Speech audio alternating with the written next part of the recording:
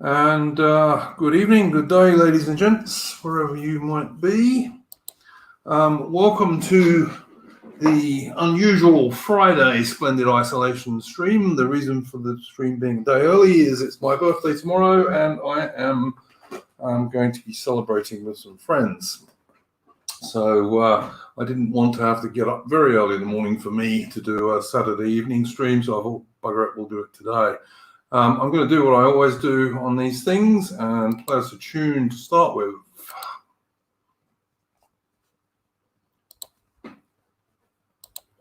Where are we?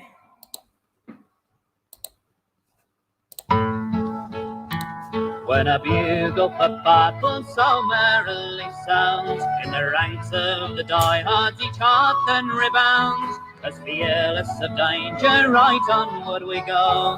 When up go our colours and down go the foe, be they Russians or Prussians or Spanish or French, that scaling a rampart or guarding a trench, not a bayonet, no bullet our progress retards, for it's just all the same to the gallant diehards. Our regiments conquered, but never in vain. They'll witness those hills and the mountains in Spain. They'll witness the shades of those hundreds who fell at Red Alba were, and a victory can tell how Sultan and his Frenchmen were beaten and sank as we fell on them fiercely, rank after rank.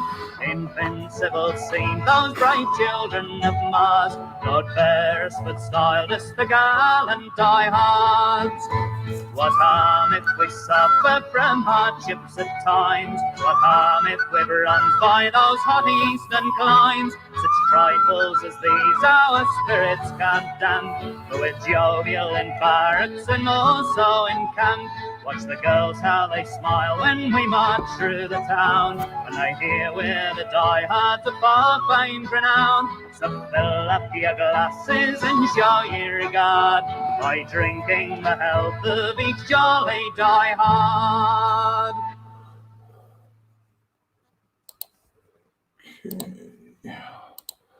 All right, that was the Jolly Diehards. And that's actually my family regiment, because my family regiment was the Middlesex Regiment, which was the 57th and the 77th Foot. And they got the nickname the Diehards at the Battle of Alba in the Peninsular War during the Napoleonic Wars, when their colonel was mortally wounded, and the 57th were being very hard pressed by overwhelming numbers of Frenchmen, and their mortally wounded colonel shouted out to the men, "Die hard, men, die hard," which is how they got the nickname.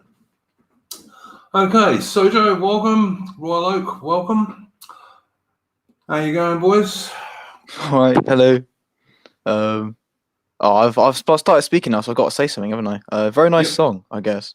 I'm from Middlesex originally. Of course, Middlesex doesn't exist anymore; it's part of London. But cool part of the world, I guess. I don't know, not much left of it, I suppose. But there's a bit of rural Middlesex left that's outside of London. I think it's part of. I don't know what county it'd be now, but it's very little of it. Most of it was in London. Yeah. Sadly, in many respects. But then the Middlesex Regiment doesn't exist anymore. In fact, it didn't exist when I joined the army. When I joined the army, I had to join the Queen's Regiment because that was all that was left of it. And now the Queen's Regiment doesn't exist either. The Queen's Regiment was folded into the Princess of Wales's Regiment. And when the Princess of Wales's Regiment was first formed, we all immediately started calling it the Royal Horse because of Diana. But there we go. And I dare say now, with the latest Conservative defence cuts, which I'm going to speak about later, I dare say that the Princess of Wales's Regiment will also cease to exist, since the British Army has almost ceased to exist now. But there we go. Sojo, anything you want to talk about particularly? Well, first of all, for tomorrow, happy birthday. I hope you have a good time with your friends. Yeah, I'll get drunk. I can say that much. Get shit faced, have a good time. Why not? YOLO. And so happy birthday in advance. And thank you. Actually, I did want to bring something up. I kind of wanted to just sort of reminisce and sort of go back in time to when we were talking about the Donald Trump thing and election fraud. And so, now that we're almost in April, what are your thoughts on it, sort of since then? Because I was prompted by this because I saw the thing with Sidney Powell, who in some court filings said that, basically nobody should take what she said seriously. And I just wanted to get your take on that, really. Okay. Well, first of all, let me say it's my birthday today, not tomorrow.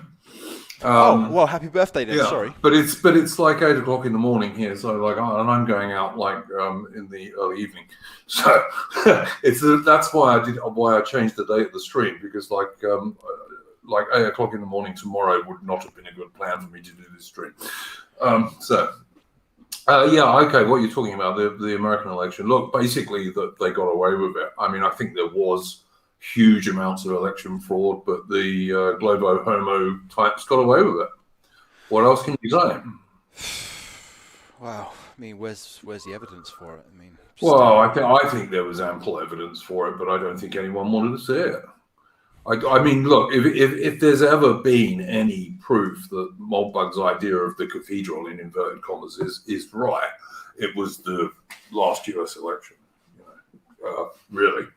It was quite plain from the very beginning that the judiciary and no one wanted to do anything about it. It was completely plain, and even when there were obvious cases of fraud, nothing happened about any of them. So, what are these obvious cases of fraud? I mean, even to this day, I'm not even sure what the fuck that even means. Well, I've seen enough evidence, frankly, Sergio. I mean, I haven't got it to my fingertips, and this is not an American show, but I think there was ample evidence of wide scale fraud in many states, and no one was interested. Basically, no one who had any power was interested. Like the current sitting president at the time. I mean, I don't think Trump at the end of his presidency had that much power, to be honest with you. I think he was quite isolated, and also I was never a total Donald Trump fan. Don't get me wrong. I think Donald Trump was basically a 90s Democrat. I don't think he was a right-wing president at all.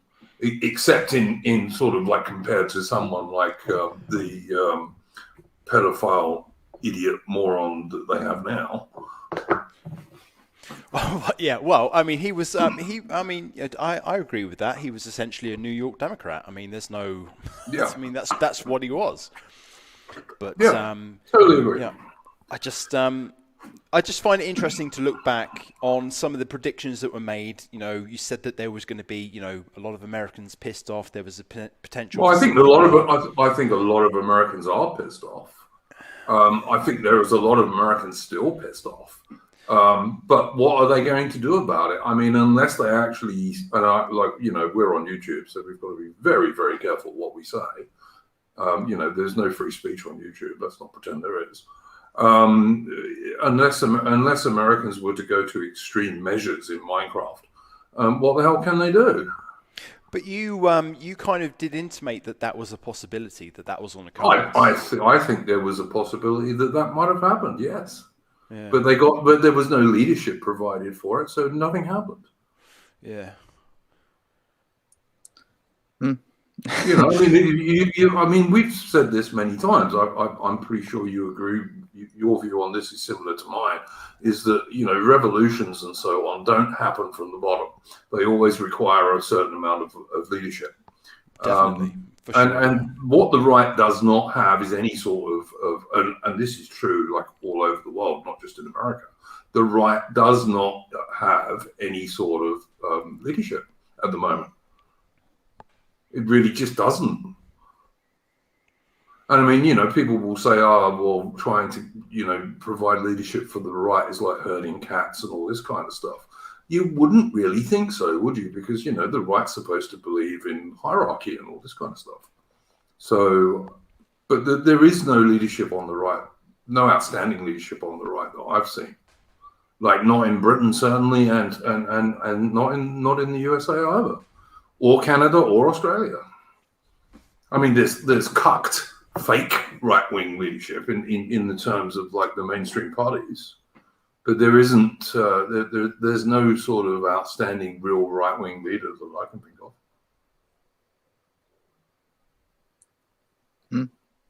I mean, do you disagree with that? Do you see an outstanding right-wing leader? Because I certainly don't. No, not at all. I mean, I agree with that assessment. There's not what we would consider to be right-wing. No. Roy, what's your view on that kind of stuff? Do you think there's a right-wing leadership? Or?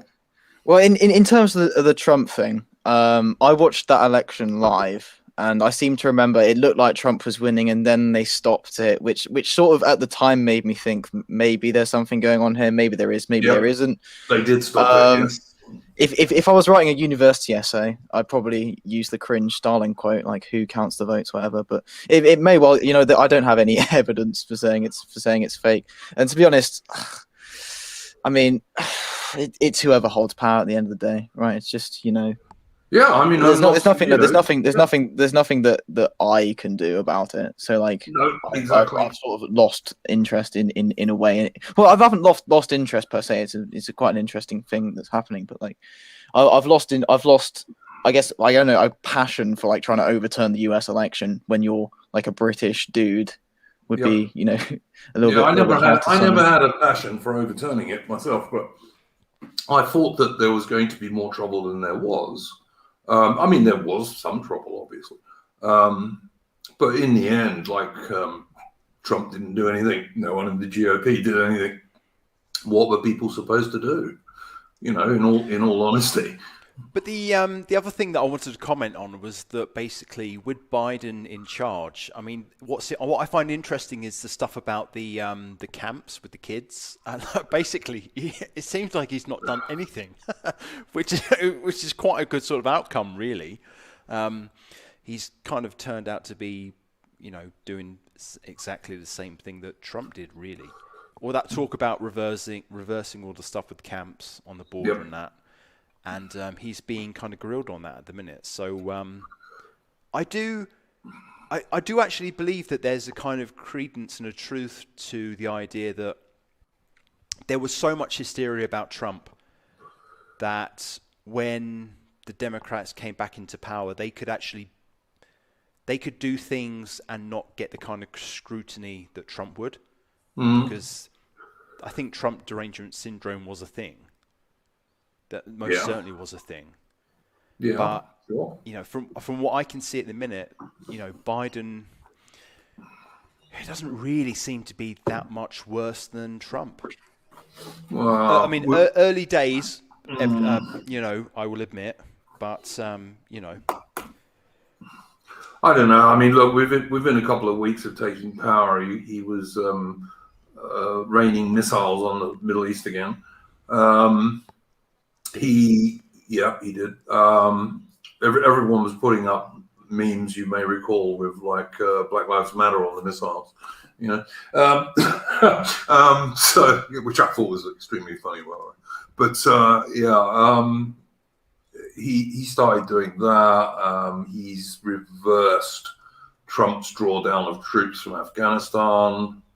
So he is doing bad things. I mean, without a doubt. And I don't pay huge amounts of attention to like his policies inside America, to be honest with you, because I'm not American. Yeah, I mean, I don't know. I think I can't remember who said this originally, but like someone said like, oh well, what's the difference between like Trump and someone like George Bush? And in terms of policy, like there's not. You could argue foreign policy maybe is a little bit more, I don't know, uncouth perhaps, or he was a bit more anti-war than Bush for sure. Yeah, well, in terms of but in terms of domestic, even in terms of foreign policy, I mean, he did get rid of there was stuff he wanted to do that in terms of foreign policy that was blocked by his Defense Department for being too interventionist. So it's not that's not particularly cut and dry either. He didn't want to get involved in another war, but to be honest, it would be unpopular anyway. So I mean, and he did support the Iraq War as well. I don't think that that's going to stop Biden and Harris from getting involved in another war. But there we go. No, but I mean, I don't know. I mean, the major difference between Trump and Biden and Harris is that Biden and Harris get absolutely no pushback whatsoever from the mainstream media. That is the main difference, really.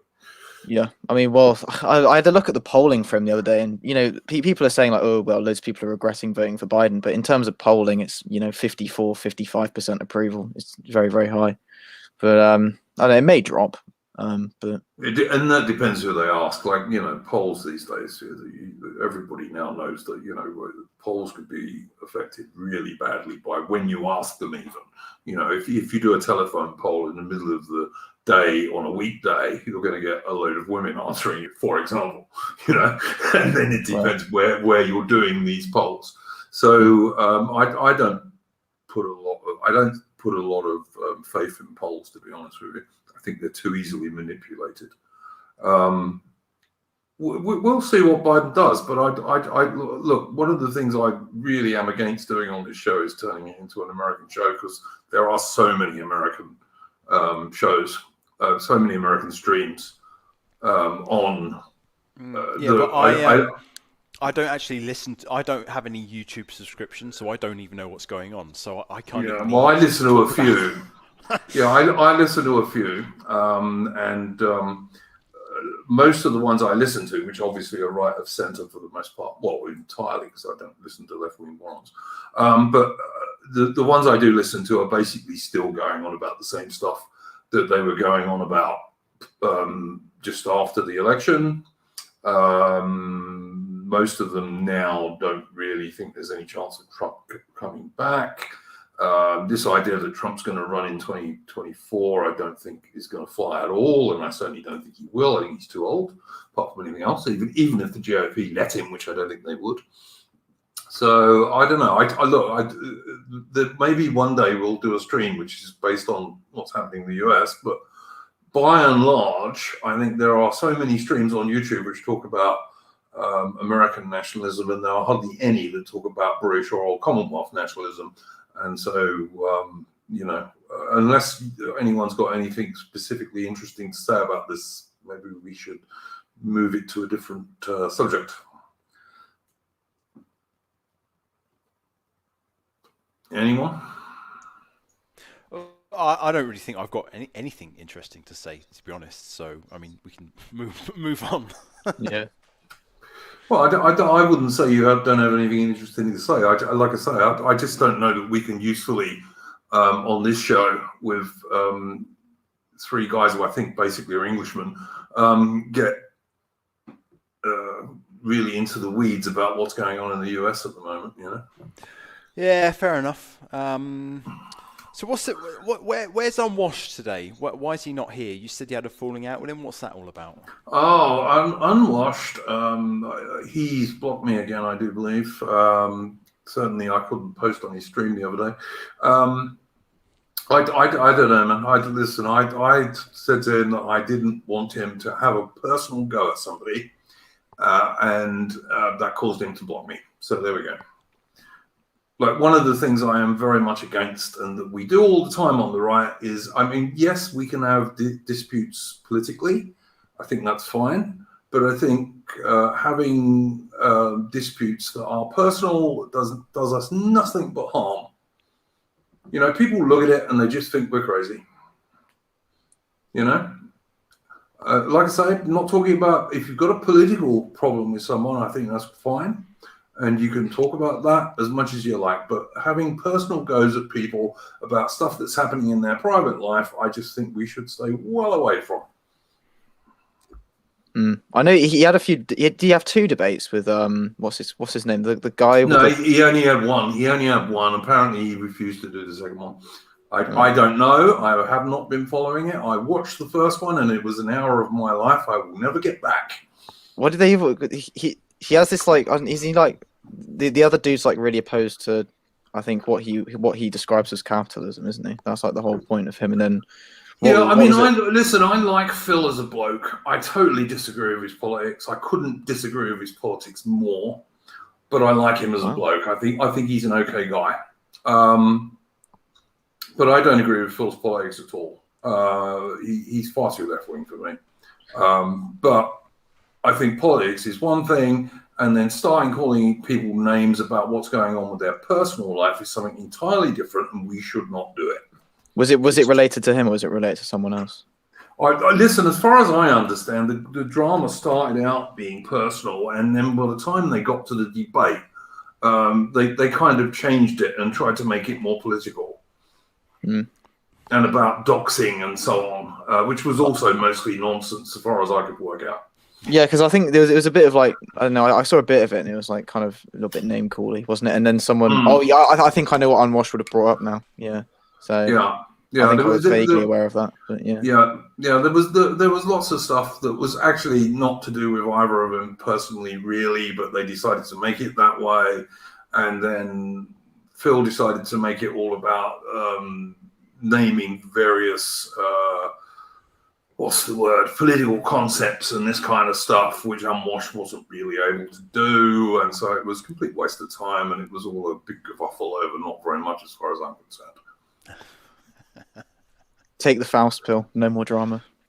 Yeah, I mean, I agree with that. I really think it does us nothing but harm when that sort of shit happens, and it happens all the bloody time. Yeah. Little groups of nationalist stroke patriots slagging each other off for one reason or another, and it just gets on my tits, mate. I hate it. I really do not hate it. I don't like it at all. I try not to get involved in it. Well, I mean, I don't really watch either of them, to be honest. I don't really.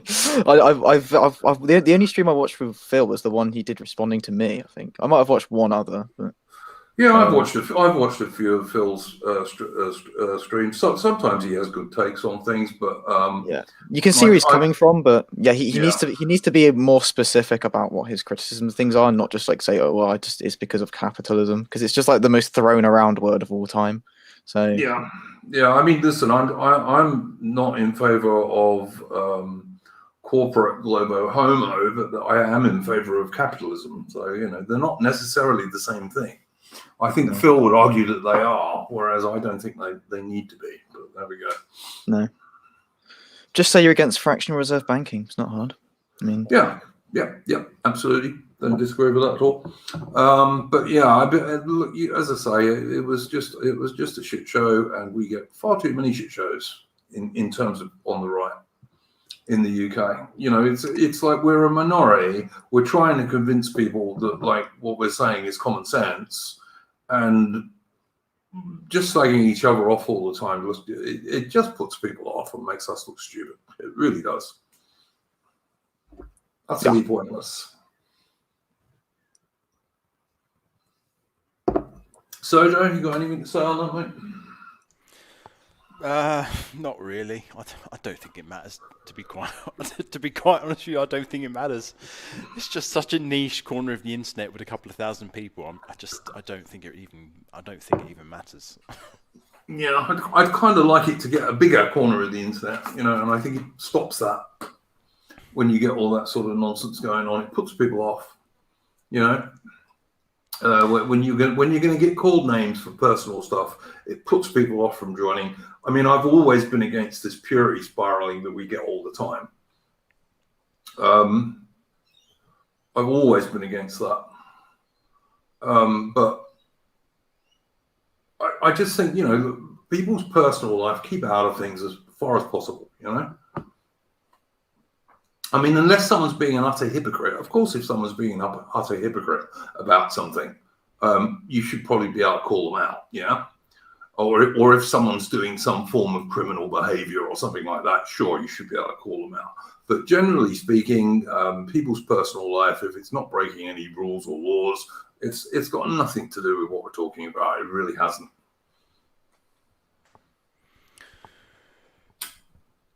Yeah, I think also there's just I think there's a lot of fatigue in the sense that if you're doing a stream once a week, it's 52 times a year. I mean, there does come a point where you kind of run out of things to talk about. So I'm not surprised that things can descend into e-drama. Maybe. I mean, this is only number 15 of these streams. And I wouldn't say I'm running out of things to talk about. I mean, I generally have more things to talk about than we have time to talk about most of the time. But particularly because, you inevitably go off on tangents and so on, particularly when you've got guests on. So, yeah. Okay, Royal Oak, anything you particularly want to bring up? Well, there's a lot of people talk about Bonar Law in the chat. He was the first Scottish Prime Minister, wasn't he? Well, Canadian Scottish, actually. But Canadian Scottish. Well, he was part Ulster as well, wasn't he? Part Ulster Scots. Yeah. I think possibly he was, but he was certainly Canadian. He was born in Canada. So, and I don't know what my thoughts are on him, but he was very fond of Lloyd George, which I put as a black mark against anyone, including Churchill, who also liked Lloyd George. I'm not a Lloyd George fan at all. He did have good points. He was in favour of maintaining the Union of Ireland, which I think probably was a good thing. Although by the 1920s, I think it was probably too late to do much about that by that stage. He was in favour of imperial preference, but by that stage, again, in the 1920s, that should have all been done in the early 1900s when Churchill crossed the floor from the Conservative Party to the Liberals because he was against it. So, I don't think Lloyd George caused World War I, but he certainly didn't help it at all. And I'm not fond of Lloyd George for a number of different reasons. But yeah, so that's pretty much my take on Bonar Law. I don't think he was a bad chap. But I wouldn't say he was one of the outstanding British politicians, but then I don't think Britain's had that many outstanding politicians, if I'm really truthful. Certainly not since the end of the 19th century, anyway.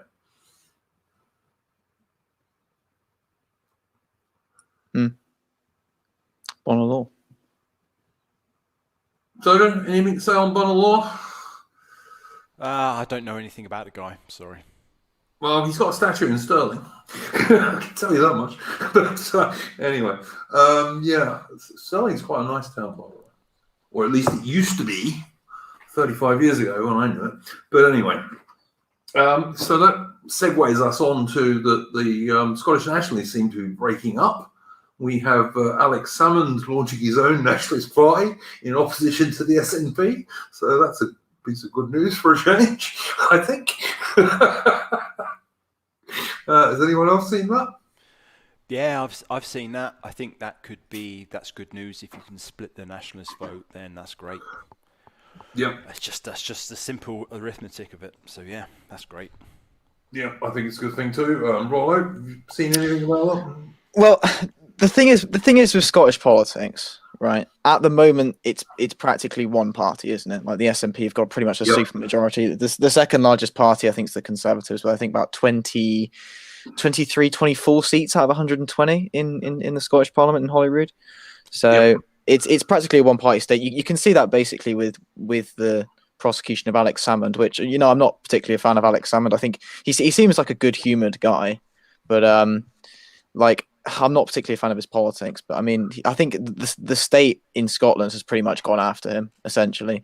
I think even the board that decided on whether or not he was guilty or whatever, or investigated whether or not the Scottish state went after him, it was a majority of the SNP board, and even they said, right, that he'd been treated unfairly by the Sturgeon government and things like that. So Scots. I mean, I don't want to make some kind of bigoted statement here, but they do tend to fall out with each other a lot more. I think what was it? It's a football reference. I think it was Bill Shankly said, he was Scottish himself, that he wouldn't have more than 3 Scotsmen on his team because they'd all fall out with each other. Right. So it's a true statement. It's a lack of sunlight, lack of vegetables, probably. But My experience in the army was that the Scots actually stick together more than the English do, but that was just what I saw. But anyway, in terms of the Alba party, I think he said he's not going to run in constituency. He's only going to run in like regional lists anyway. So I don't think it's going to do any damage to the SNP. There's probably just going to be this other party that gets 4 or 5%. Well, it can't help the SNP. Let's put it that way. It's not going to help them necessarily. No, it's not going to help them. Well, if I was sat here with like a pro-democratic mind on, right, I'm thinking like, I don't know, the Scotland's practically a one-party state in essence. This, people that support Scottish independence, which is like 52% of the country, all vote for this one party, right? So I don't know, from a sort of democratic perspective, I suppose it like, sort of splits the power up a bit, gives a bit more opposition. There's also the fact that like the SNP, a lot of SNP support, not all of it, of course, but a lot of SNP support is actually Irish descent support and not real Scots. It's one thing that people don't talk about. It's like, the reason that there used to be such enormous punch-ups in Glasgow between Rangers and Celtic is that Celtic was the Irish descendant Catholic team and Glasgow Rangers were the actual Scottish team. And that was why the punch-ups were so big. I mean, I remember in the 1980s in Glasgow, you'd find like provisional IRA graffiti in some parts of Glasgow. There is certainly an Irish angle to the SNP success. And maybe this Alba party that Salmond is starting might break that up a bit, which again, I think will be a good thing because I'm a unionist.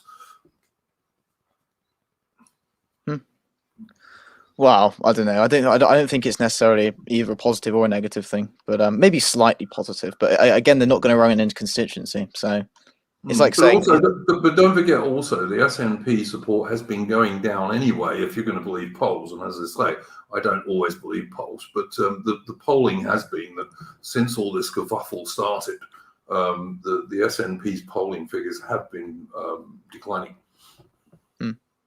We'll see how well they do. I can't, I don't know a great deal about Scottish politics, but I can't see them getting more than 4 or 5% of the vote. But yeah. Anything to add on that, Sergio, at all?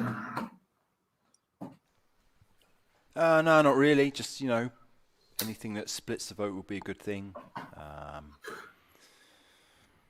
So yeah, no, nothing more to add. Really. I'd just like to see an indigenous Scottish right-wing party coming up, because I think that's the real answer. Is you need an actually Scottish-based unionist party, and I think that would be the best answer to the SNP. To be honest with you, I don't think it can be the Conservatives. The two identified with England, but I think a Scottish-based unionist party might get somewhere. Certainly in the more rural areas of Scotland, particularly. There has been a handful of those, I think. There's people working on them. I know that if you watch the Delingpole podcast, he's had 1 or 2 guys on who've been involved in that kind of stuff. So yeah, including a couple of ex-British Army officer types from Scotland. So like I say, I think anything that weakens the SNP is a good thing, and that was why I think it was worth talking about for a few minutes. Go on to the next subject, which is that the latest COVID-19 lockdown bill passed Parliament very, very easily. Surprise, surprise. Very little opposition. None from the Labour Party, as far as I could work out, or virtually none. So that's given the British government pretty much unlimited powers for yet another 6 months. Well, I mean, they've got a majority anyway, so it wouldn't have mattered what Labour or any other parties would have done. Well, yeah, I mean, I just think that there should be a lot of, if the Conservatives were a real Conservative party, which of course they're not, there should be a lot of Conservatives voting against it. But there we go. The Liberal Party has come out against it, hasn't it? The Liberal Democrats, they voted against, which is Surprising in a way, but Yeah, the first thing they've ever done, I would have thought was good. well, other than Tim Farron being against homosexuality, but Oh yeah, cool. Well, that's good too. But yeah, I don't know. I just think it's pretty obvious that the lockdowns in the UK are never going to end at this stage. I mean, I noticed that Yeah, they've said I don't think that's true. really. no, I don't think they'll never end. No, Well, I don't think they're going to end this year. Put it that way. I think they will. I think once you've got, now that the at-risk portion of the population has been vaccinated, it's very, and if you look at the statistics on the number of people dying, I mean, it's going to be very hard to justify continued lockdowns. I think it's been very hard to do it on the number of people dying. It's always been hard to justify them, quite frankly. I mean, even with the government's conned figures, which, if you had a positive China virus test and you got knocked down by a car 3 weeks later, you were still counted as a COVID death, which was, pretty stupid in my opinion. But yeah, I don't know, man. I don't see this ending anytime soon. As I say, we mentioned this last week. The mainstream media and everyone are already talking about you're not going to get a summer holiday this year if you wanted to go overseas. No. Australia is talking about opening up in 2 or 3 weeks now to allow people to come back in. But there's no sign of that in the UK at all. I mean, the UK are talking about requiring lorry drivers coming in from overseas to have China virus tests. There's just, I mean, I did read something earlier. I was looking up on BBC News, which I do just for this show. It's the only reason I ever look at the BBC. They were talking about allowing English shops to open until 10 p.m. after the lockdown ends, whenever that might be. Yeah, I don't know. I find it hard to relate to all of this, because there's basically, where I live, there's no lockdown. It's like pubs are open, restaurants are open, parks are open. So it's hard for me to can't even really get a grip on what's going on back home. It's like, yeah. Even where I am, I mean, which was the place in Australia that had the worst lockdowns of anywhere.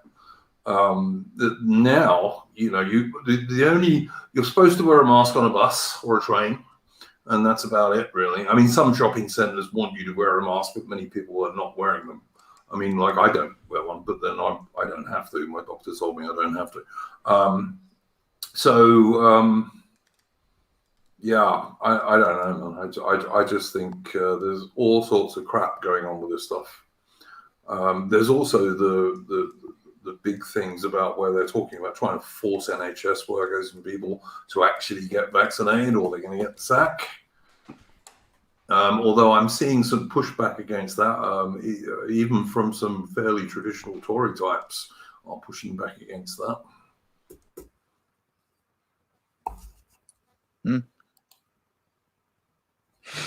We'll see. I don't know. I think, as you said, like they've done the whole. Someone in the chat talks about no pint. What is it called? No jab, no pint, right?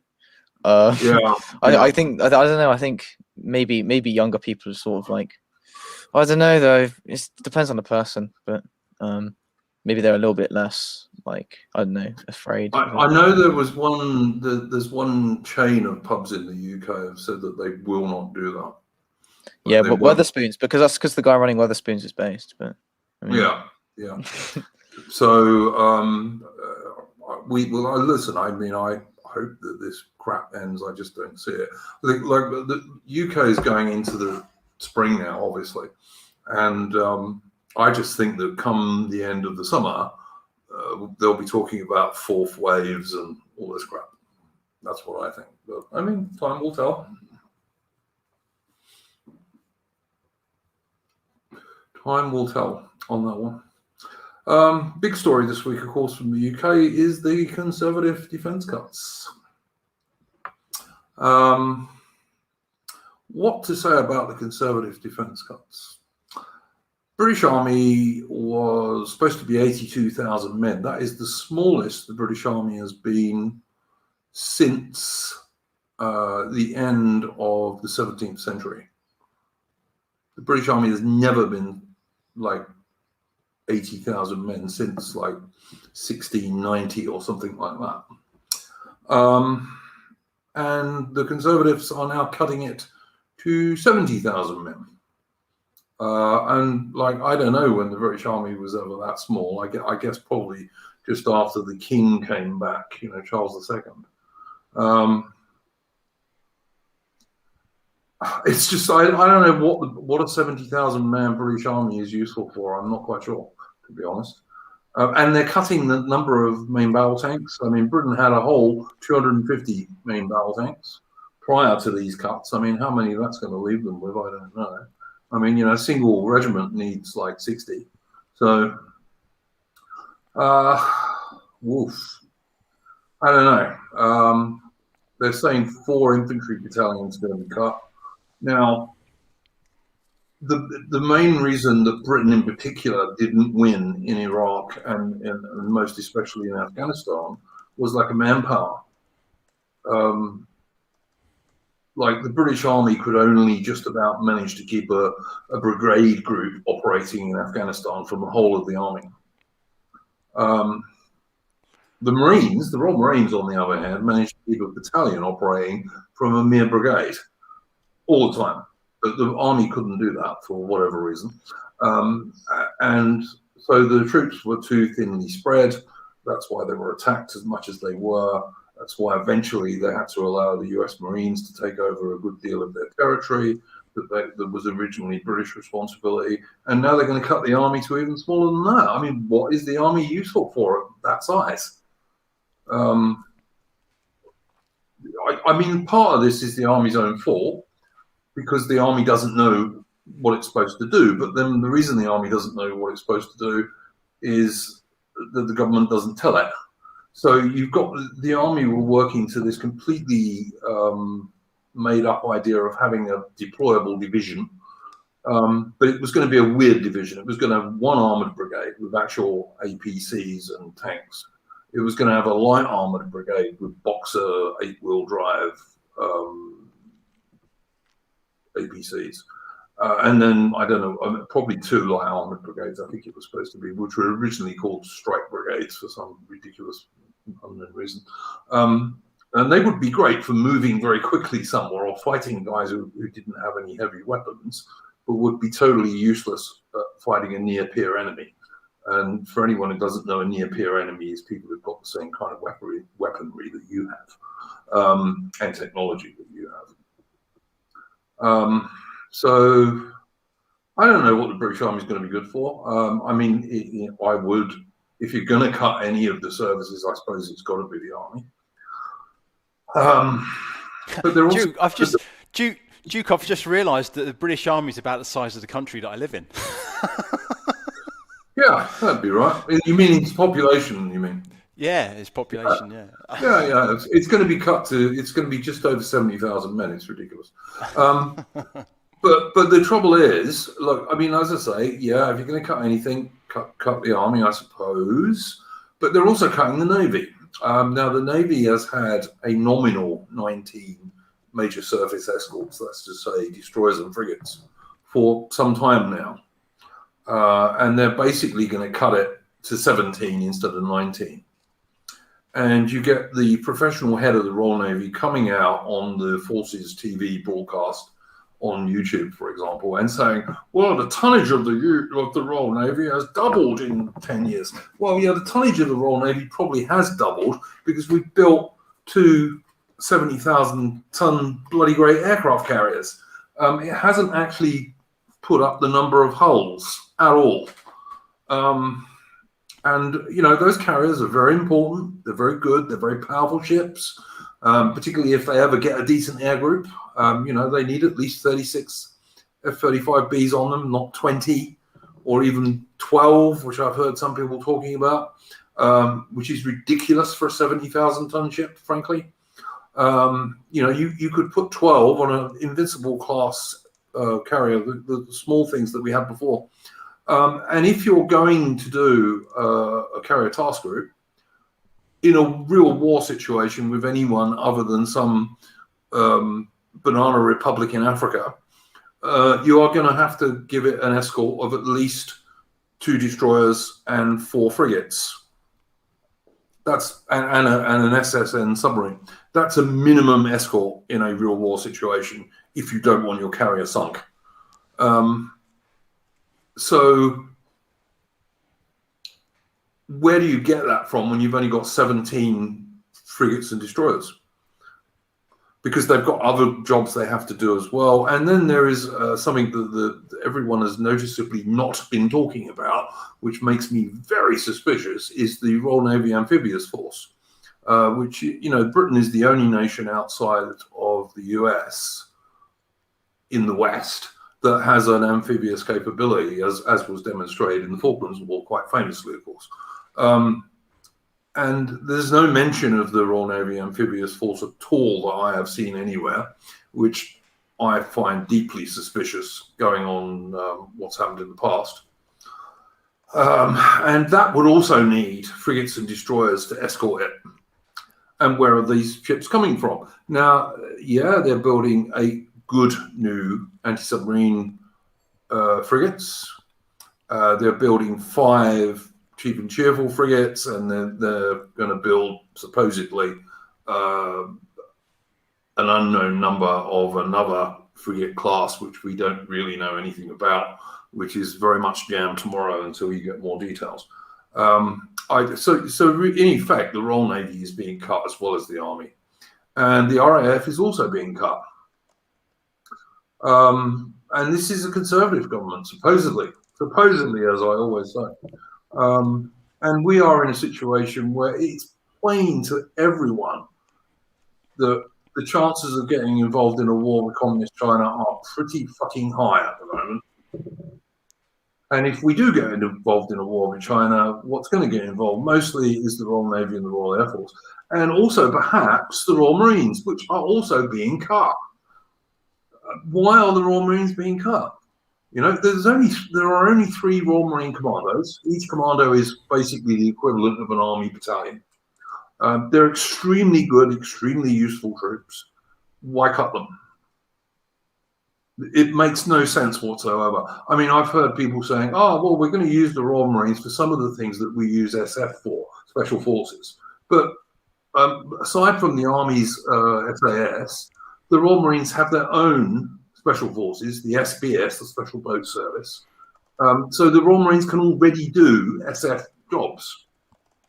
It doesn't make any sense. None of the stuff I've heard coming out about this defence cuts is making any sense to me at all. And when you get Boris Johnson standing up in Parliament and saying, oh, there won't be any redundancies, as if that's a big deal, Like, because, the army, the military is just a job, so it's about redundancies. It's not about whether they can defend Britain or not. I'm deeply suspicious about all of it, to be quite honest with you. Deeply suspicious.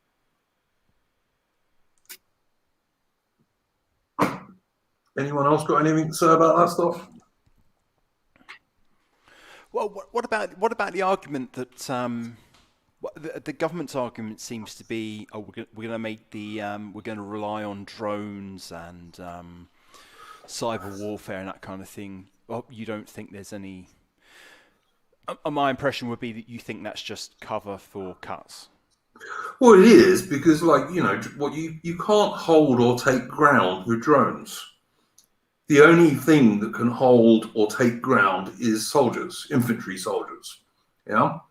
They're also the only thing you can use in a town or a city to man OPs, observation posts, to man checkpoints, to do all that kind of stuff. You can't do any of that with drones. Yeah, but what do we need? And we've had drones for a long time.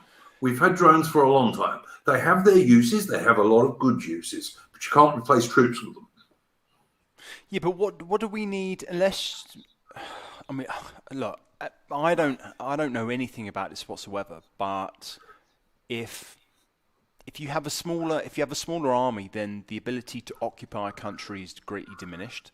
So, from a kind of right-wing isolationist perspective, that's a good thing?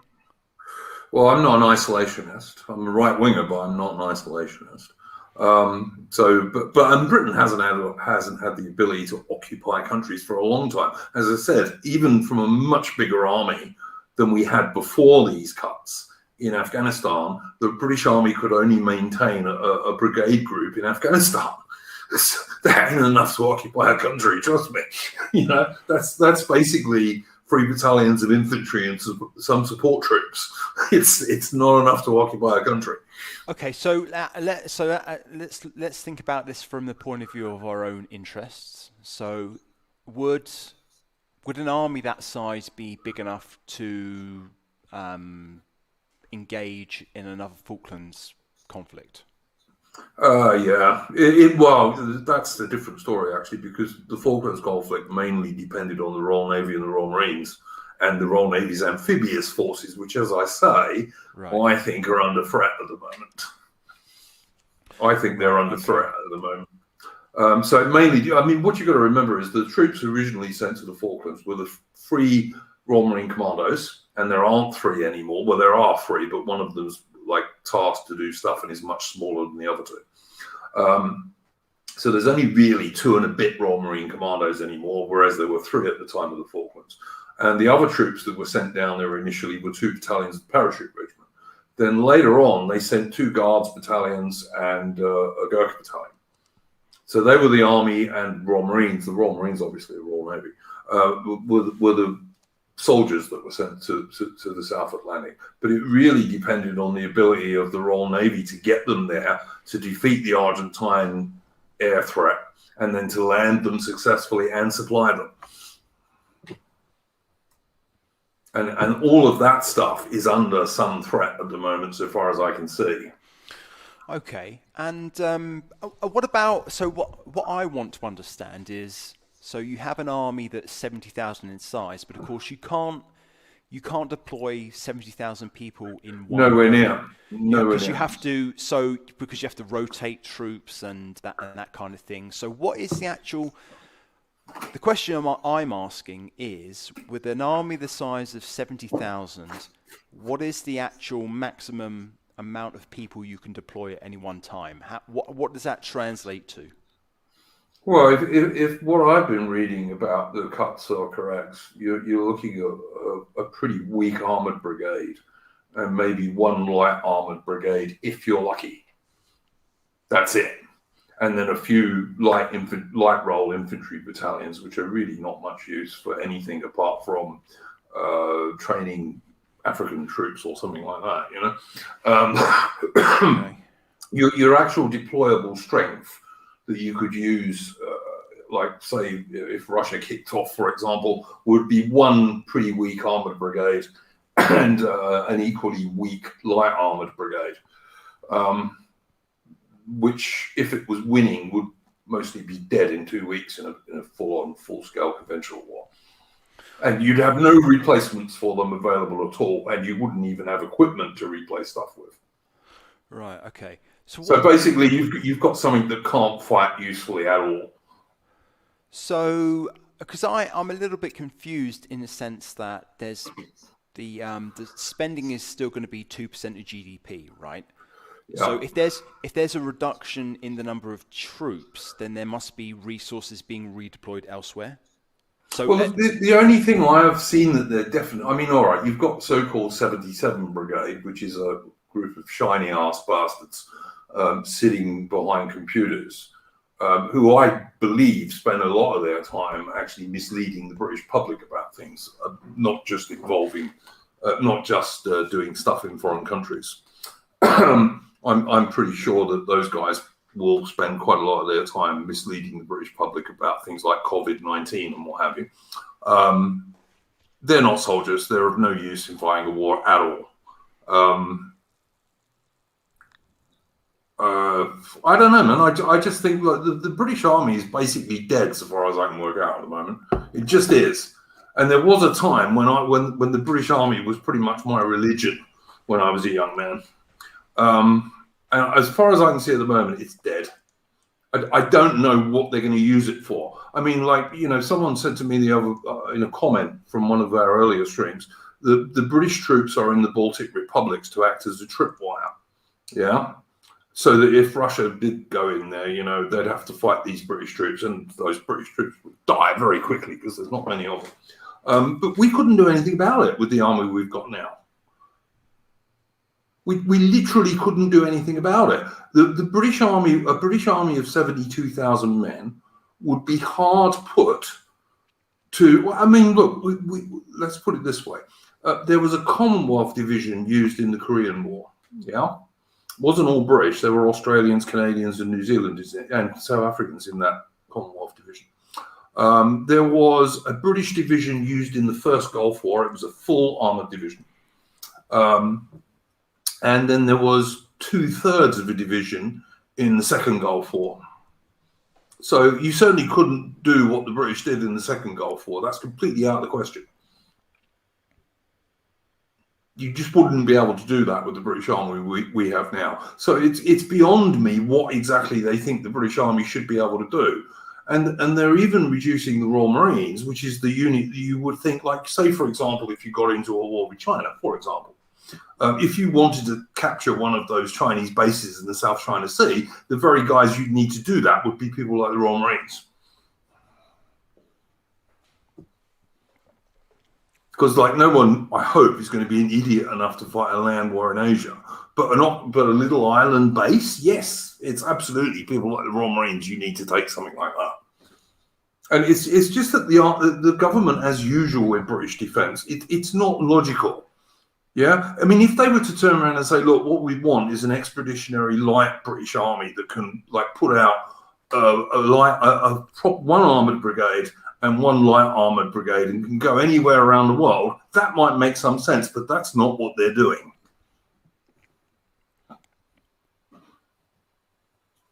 There just seems no logic to what they're doing at all.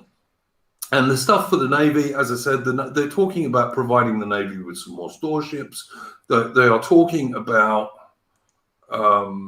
providing the Navy with more frigates, etc. But basically, until 2030, the Royal Navy is going to be stuck at 17 major surface escorts, when everyone with even a half-working brain knows the Royal Navy needs at least 25 major surface escorts, not 17. Like with warships, generally speaking, a good rule of thumb is you need 3 to have one operational, because one ship will be in some sort of refit, one ship will be working up, and one ship will be operational. Now, you might be able to surge 2 out of those 3 sometimes in an emergency, but for the most part, you're going to have one operational out of every 3 ships you have. So if you've got 17, you can work out how many that gives the Royal Navy operational most of the time. And it's about 6. Maybe 7. It really is. I mean, if they turn around and said, "Yeah, we're going to cut the army, but we're going to expand the Royal Navy," I might have said, "Oh yeah, fair enough. I can see the sense in that." But that's not what they're doing. They're actually cutting everything. And the Royal Navy is also desperately short of manpower. You know, ships are no good unless you can man them.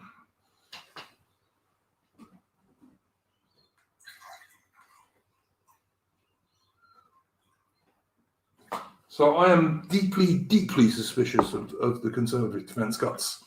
I'm not surprised by them because, you know, if you close the country down for most of a year, that's not going to do great things for the economy, is it? But, you know.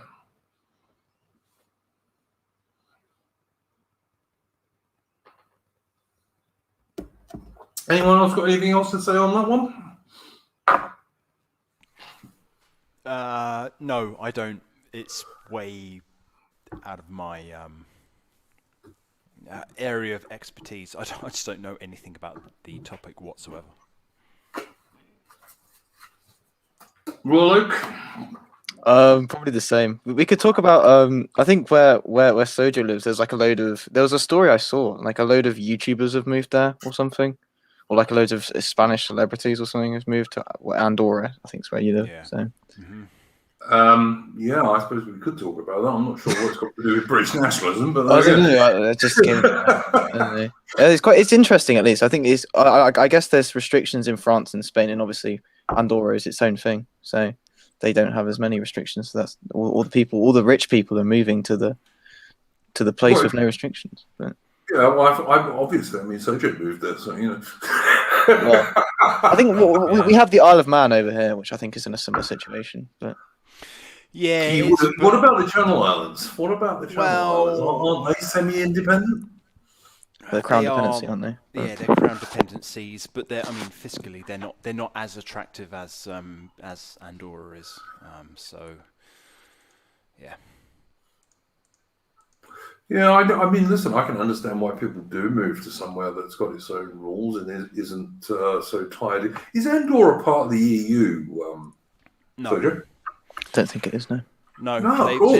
There's Cool. a hard border as well, which is a very satisfying thing to go over. Yeah, excellent. An actual border. It's wonderful. Yeah, no, excellent, excellent. So have they got like reasonably strict immigration rules? I presume they have. Oh yeah. So if you, if you want to migrate to Andorra, you're going to have to pay, at an absolute minimum, a €15,000 bond, set up a business, pass a whole bunch of security clearances, and that's just the bare minimum. There's other migration schemes that are €50,000 bonds. So it's if you want to come in, you're gonna have to pay, which keeps the riffraff out. Yeah, I'm sure it does. I'm sure it does. I mean, I think most people would like to see something like that in Britain, but I don't think it's very liable to happen. I don't think it's liable to happen at all, sadly. No. I mean, I'd just like Britain to come out and say, well, you can't use like things like the NHS and the bloody you won't get Social Security and all that kind of stuff for at least 5 years. That might be nice, you know. I think it would put a lot of people off from coming, but I don't see it happening. But yeah, I don't know. Like I moved away from UK like after I left the army. I mean, I've been back loads of times, of course, but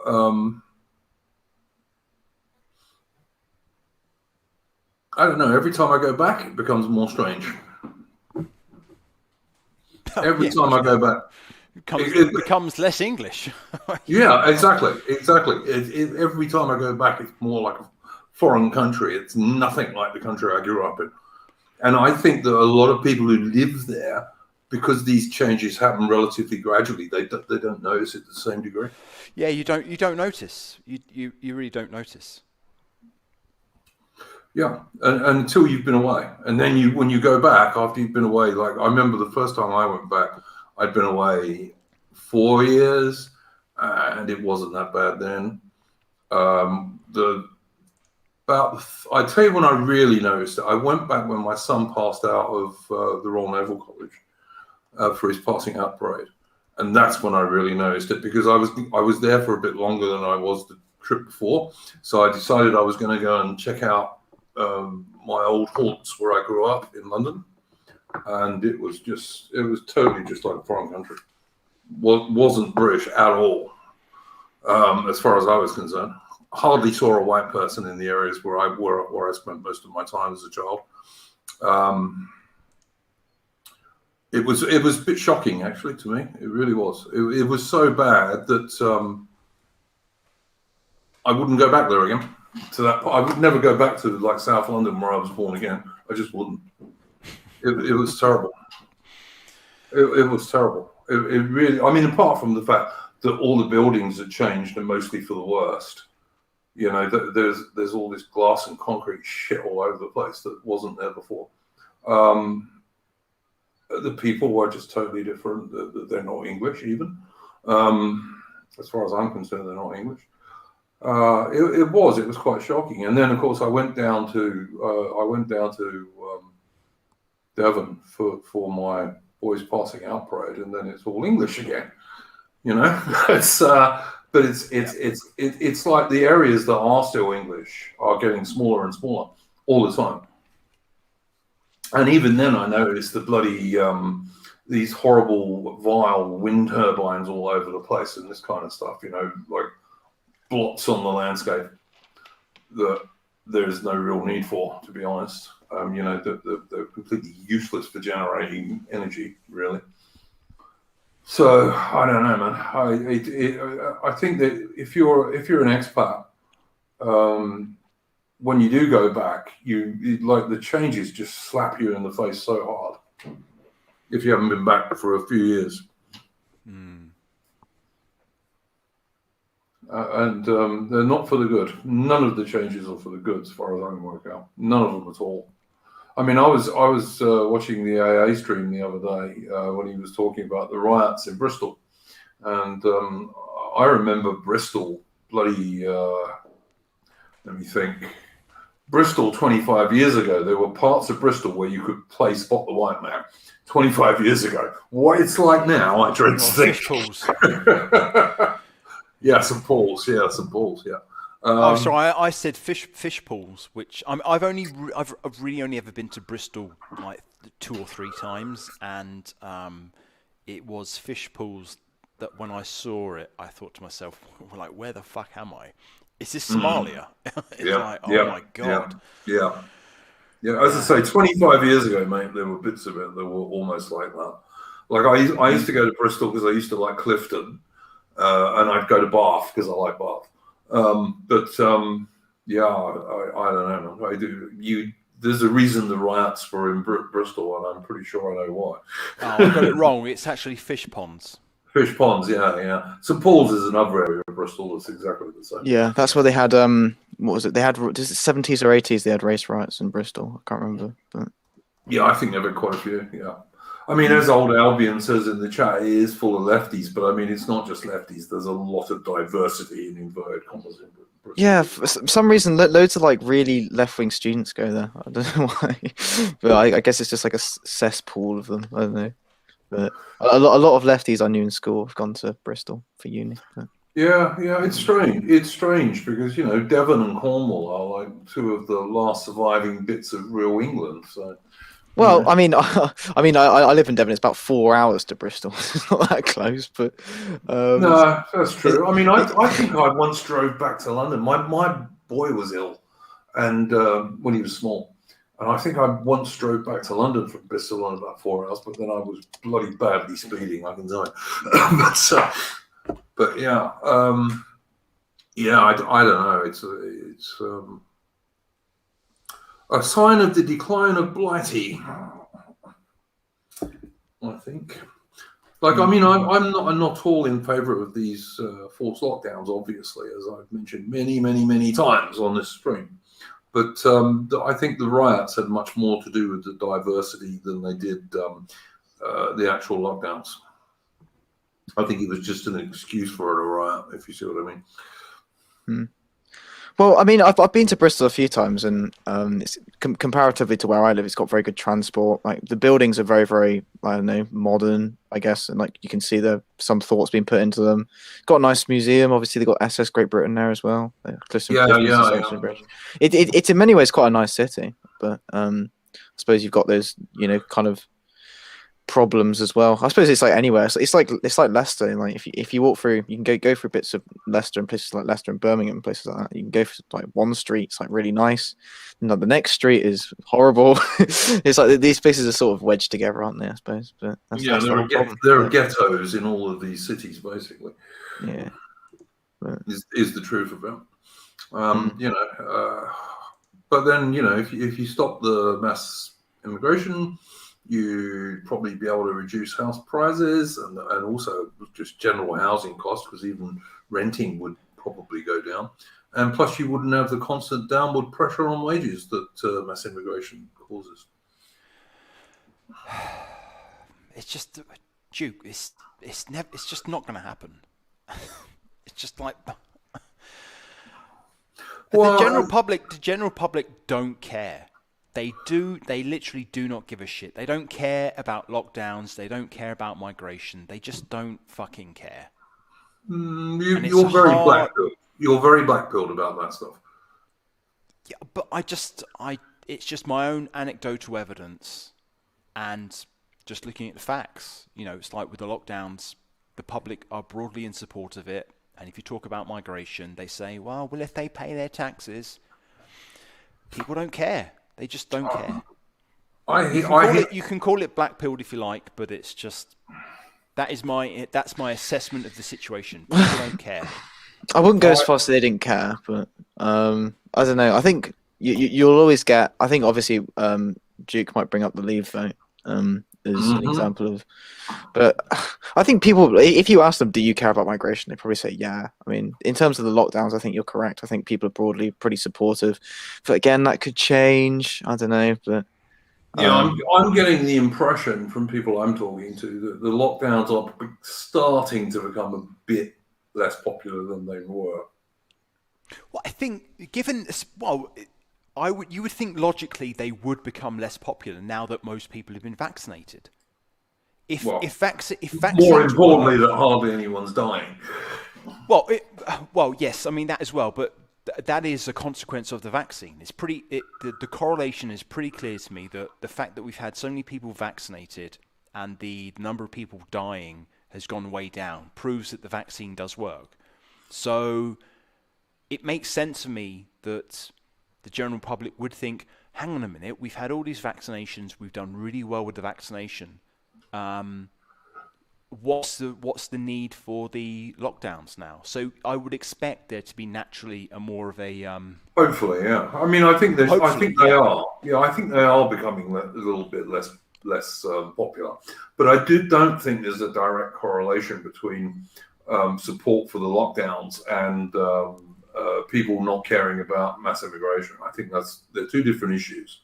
And as Roy said, I mean, look. Oh yeah, they are different issues. The real driver for the Brexit vote was really an anti-immigration vote, I think, anyway.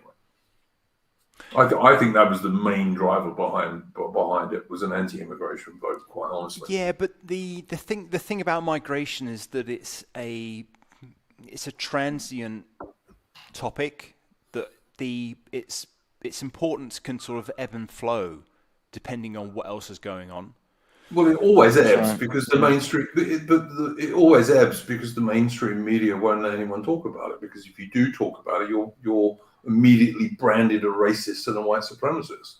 I'm not sure that's. I don't think that's true. Actually, I think Farage can still do that. You can still talk about migration. Yeah, but Farage tends to talk about illegal migration more than legal migration. Sadly, in many respects. I mean, I have heard him talk about legal migration, but he's quite careful how he talks about it. Yes, well, I think that's a prerequisite, really. Well, it's a prerequisite because of the way the MSM frames things, for sure. But I mean, also the government as well, to be fair. On the other hand, Nigel Farage is now retired, so I mean, really, what Farage is saying is far less important than it used to be. So I don't think that's true. He's still in. Although he has quote unquote retired, he's still a media figure, so he still carries a lot of weight in his opinion. Well, yeah, maybe. I mean, I follow his YouTube channel, but I don't always watch his videos because, like, a lot of his takes are pretty. How can I put it? They're almost normie style takes. You know what I mean? So yeah, I mean, I just think that he's not running a political party anymore, which means he's going to have. It might make him freer to say things, perhaps, because he's not running a political party. But I don't see his replacement making a big fuss about immigration. That's for sure. In the what's it called? The Reform Party these days, I think it is. Did you also see that? What's his name? That Lawrence Fox dude who's supposedly running against that vile Sadiq Khan in London, actually had the cops go around to his place to talk about him breaking COVID regulations. No, I can't say that I saw that. Yeah, no, he did. Who's this guy again? Lawrence Fox, the actor bloke, who's supposedly running against Sadiq Khan as for mayor of London, which he won't win, of course. Yeah. He went on Question Time like a year ago, and now he's got like this whole thing going on where he's like, "Oh, we need to stop the left being racist against white people," or something. I don't know. Which is fair enough. Fair enough. It's true, but I mean, like, it's a bit of a 2016 tier take, but. Well, it is, but I mean, compared to the kind of takes you get from the mainstream Conservative Party, it's not. Yeah, true. But still, yeah, okay. Right, I don't know. There's some things he said that make you cringe a bit, but. Yeah, no, absolutely. He's not he's by no means any sort of racist guy at all. He's not, but that's possibly a strength from his point of view because people can't call him one. He won't be mayor of London. I mean, no, I don't think he'll win. No, I mean, if I lived in London still, I'd probably end up voting for him, to be honest, just as the best of a bad bunch. But I certainly don't think it's worth voting for the Conservative. I'd probably vote Curtin first, and then Sean Bailey second choice. Yeah, Curtin probably wouldn't be too bad either. Curtin seems reasonably based, but yeah. But he actually had the cops go around to him. The cops who are run by Sadiq Khan, so his political opposition. The cops went round and told him that his campaigning was breaking COVID regulations. It's just such a joke, man. Honestly, the absolute state of British politics at the moment is crazy. God's own prototype. Yes, he is a Sibnat lovey to some degree. I agree with you. But yeah, I don't know, man. It's just Britain is in such a mess. I really don't know where anyone who's right centre in the UK can turn at the moment. I just don't. Alexander Boris Johnson is just a fucking joke. As we were talking about earlier with his conservative defence cuts. I don't care what Lawrence Fox's position is on fox hunting. I don't really care about fox hunting, if I'm really honest with you, Codman, in the chat. I was actually once a hunt sab a long time ago. And because I was in the army, all these little university chicks used to call me a fascist hunt sap because I was in the British Army. Which was quite funny, but there we go. So yeah, I don't know. I just don't know where anyone who is right at centre goes in the UK at the moment. I just don't know where they can even turn. I mean, as I said, the advice I give people on this channel is just don't vote Conservative. Certainly don't vote Labour. Don't vote Lib Dem. Certainly don't vote fucking Green Party. Just vote for any nationalist stroke populist party that has a chance of winning in your area. British nationalists have just got to absolutely abandon the Conservatives. They really have. God's own prototype. I saw the pun. I just chose to ignore it. Oh, do I? I don't know. Like, to be honest, like, some Conservatives are quite bad, but then you see like people like Rossendale, and you just think, would I rather have Labour than someone like Andrew Rossendale, who's in the Monday Club, or like the fellow in Lincolnshire who said some cool things. It depends on the candidate, I think. I don't know. I think there are a few decent Tory MPs, as I've said before, but I don't think there are more than 24 at most. I've got to say, I don't think there are. What's someone like the Mallard or one of these, like, I don't know. There's a load of student publications going out at the moment. I think the Mallard's one, Orthodox Tories is another one. Like, sort of, kind of, I guess you could say traditionalist conservative. I don't consider myself particularly a traditionalist, but I don't know. Like, they're just like, I don't know, national conservative magazines. Probably a good thing they should do is just try and like rank MPs, so then people can know which Conservatives to vote for and which ones not to. Yeah, I think that would be an excellent idea. It really would be a good idea for who to vote for in each constituency. Yeah, publish people's voting in the past on various issues. Well, you can do that research yourself, but I think. Yeah, I know you can. Yeah, but, I know you can look it up.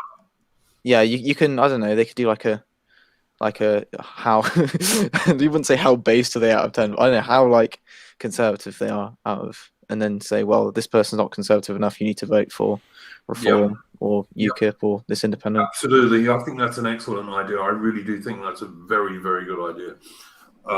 Yeah, just to give people an idea of who they should be supporting.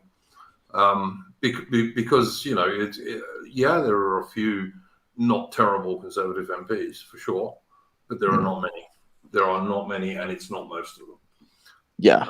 I think a lot of the socially conservative traditional Labour voters have actually seen through Labour now. I mean, I think that's one thing that goes against what Sojo was saying about people don't care. I think one of the reasons that the so-called red wall fell was because a lot of traditional Labour voters could see that voting Labour was like just going to get them even more diversity, you know, and more quickly. Not sure about that.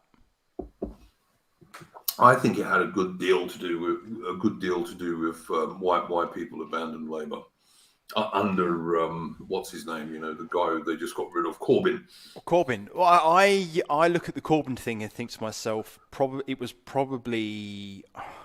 it's hard. It's very hard to know how much to attribute to this, but the accusations of anti-Semitism, I think, probably played quite a role.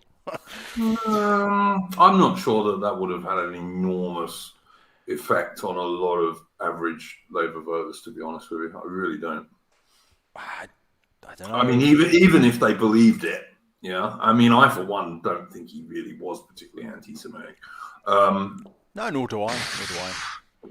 But I don't think that would have had a big effect on average working class people. I really don't.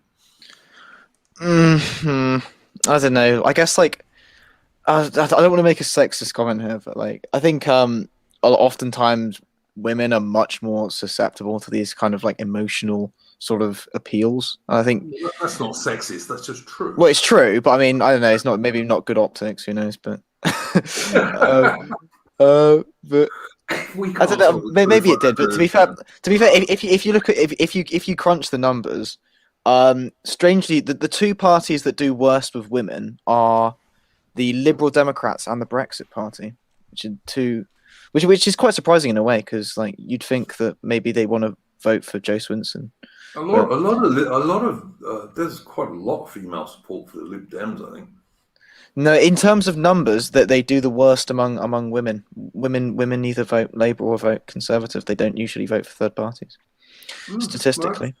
That's weird, but I wonder if that comes down to the fact that I know that I don't know if the research has been done in the UK, but in America they found a lot of married women still vote the same way their husband does.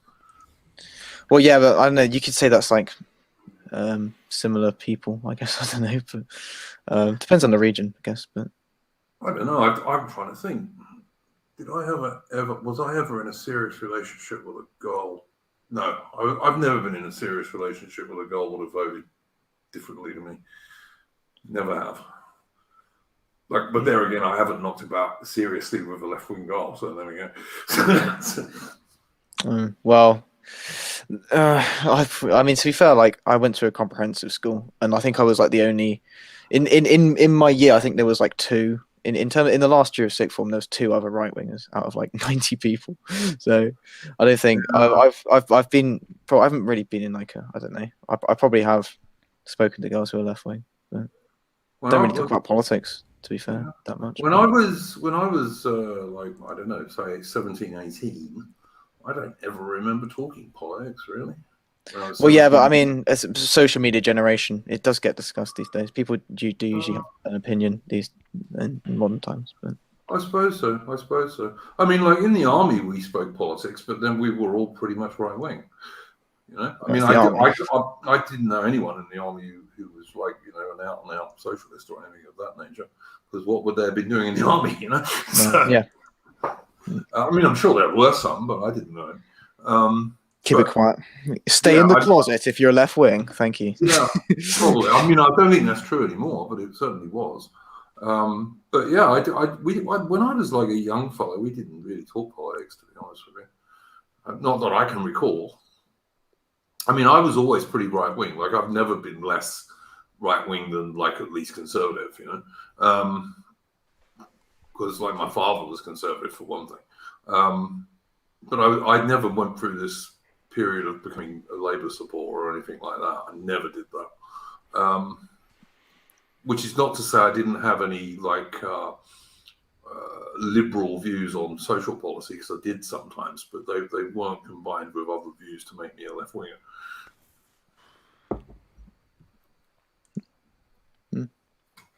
But yeah, I don't know. I like I said, I think that's a very good idea. Having some sort of publication that ranked Conservative MPs, I reckon that would be a really good idea.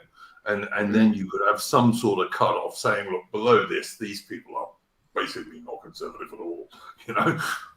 And there would be quite a lot of Conservative MPs would fall under that, I think. Mm. Well, it'd be a good thing. I don't know. There's a few of these sort of, you can sort of see like the sprouts of. It tends to be what happens in the US comes to the UK eventually, and there's sort of already a sort of like national conservative scene over there. So I think eventually you can sort of see the sprouts of it coming over here. Like there's a few things coming up here and there. So maybe eventually they'll do something like that. It'd be a good idea if they did, but yeah. Yeah, I just think, you know, you've got to give people a little bit of guidance, because at the moment this idea of you know, you either vote Conservative or Labour, well, that's breaking down to some degree, as we've seen with Labour losing all these seats in the Midlands and the North. But the next stage of that has got to be breaking down the Conservative vote, because that's the biggest thing that is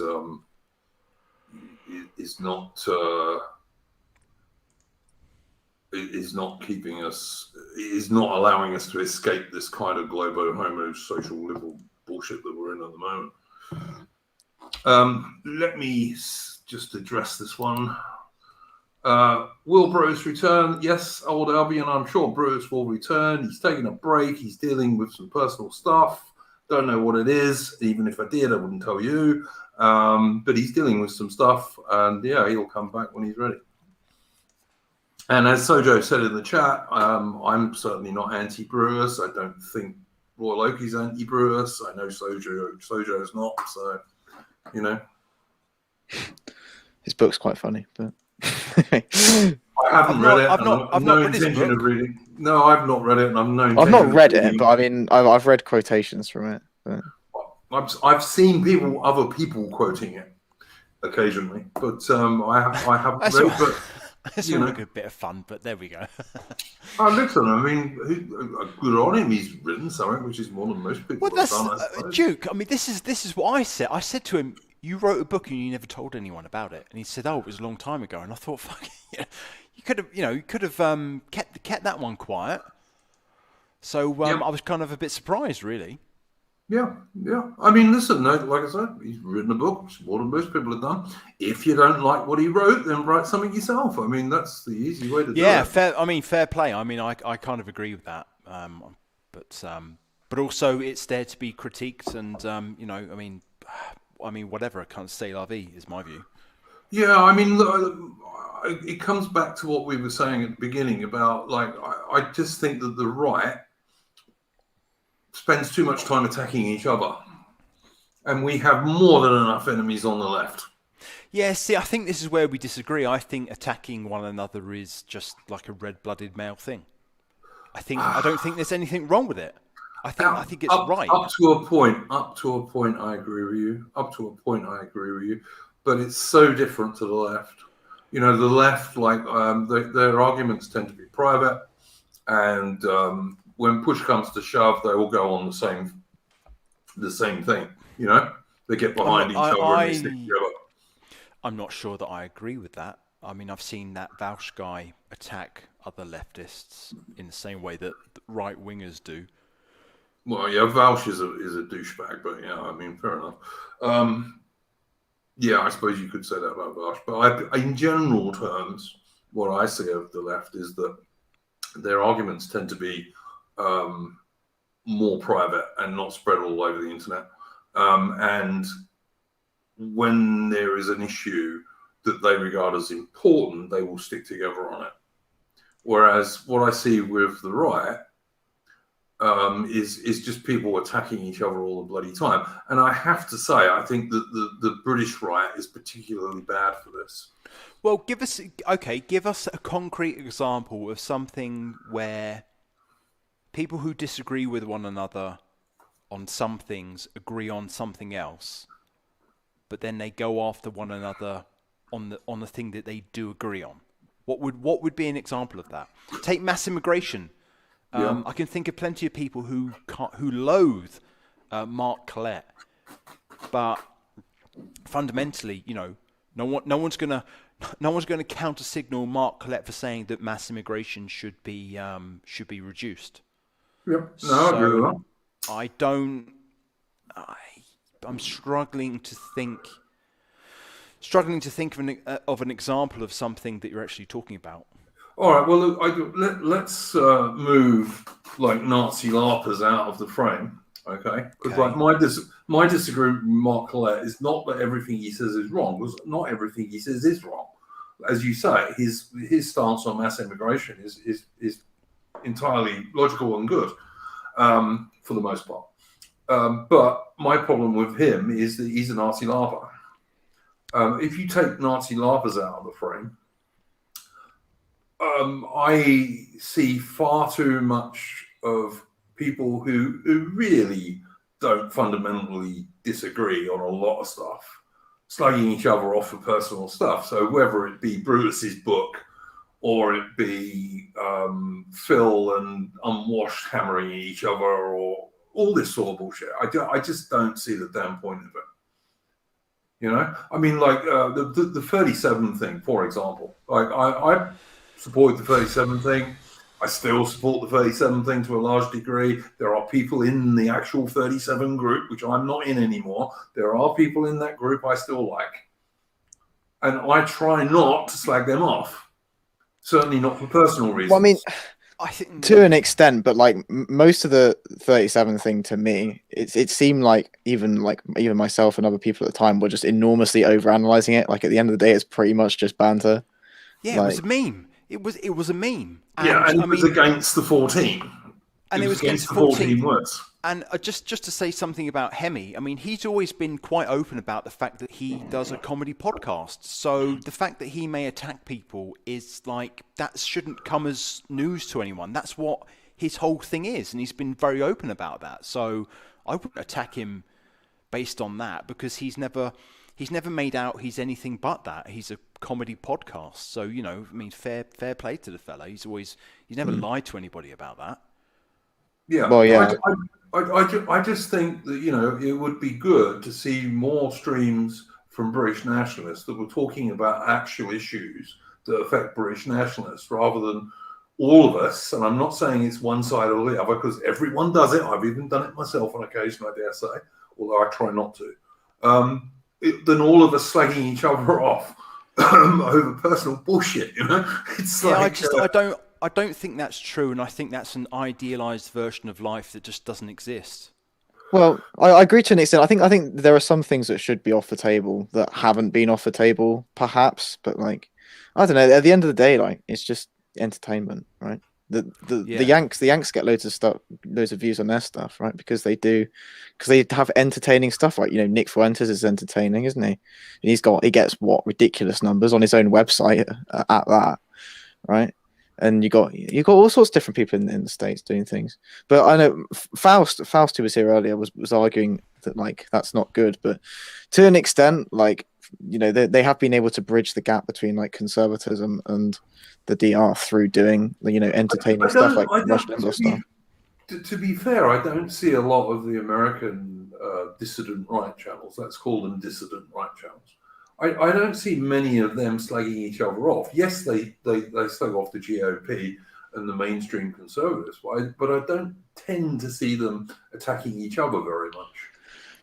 But it depends. I don't know. There's a sort of like, I don't know. There's like, it isn't like the main thing they do, but they're not adverse to doing it. They do it on occasion.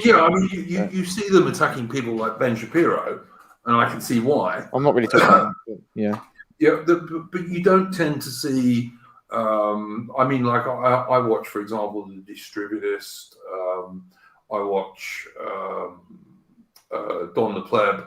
I watch Oren McIntyre, I think his name is. I watch Charlemagne, all these guys. I don't tend to see those guys slagging each other off very much. Yeah, but at the end of the day, like Oren McIntyre, Charlemagne, and Endeavour and that crowd, they make like intellectual, like academic videos that aren't going to appeal to a mass audience, and they don't appeal to a mass audience. Oren's got like 5,000. What's Charlemagne got, like 10K? These people, they're all much bigger channels than this one. Put it that way.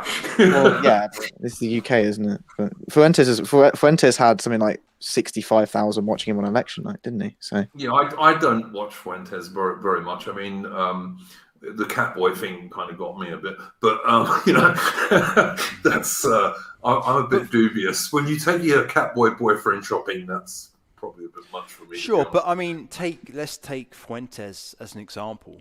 I mean, he had a feud with Richard Spencer and vice versa. So, like, yeah, but Richard Spencer is a Nazi larper, so there you go. Well, yeah, but Duke, what's the difference between sort of normal British nationalists going against PA? What is the difference? That's virtually. No, I'm not saying there is. I've already said. I think it's understandable when you put Nazi larpers out of the picture. That's fine. Well, then you need to. I think you need to get more specific and name names. Who's attacking who? All right.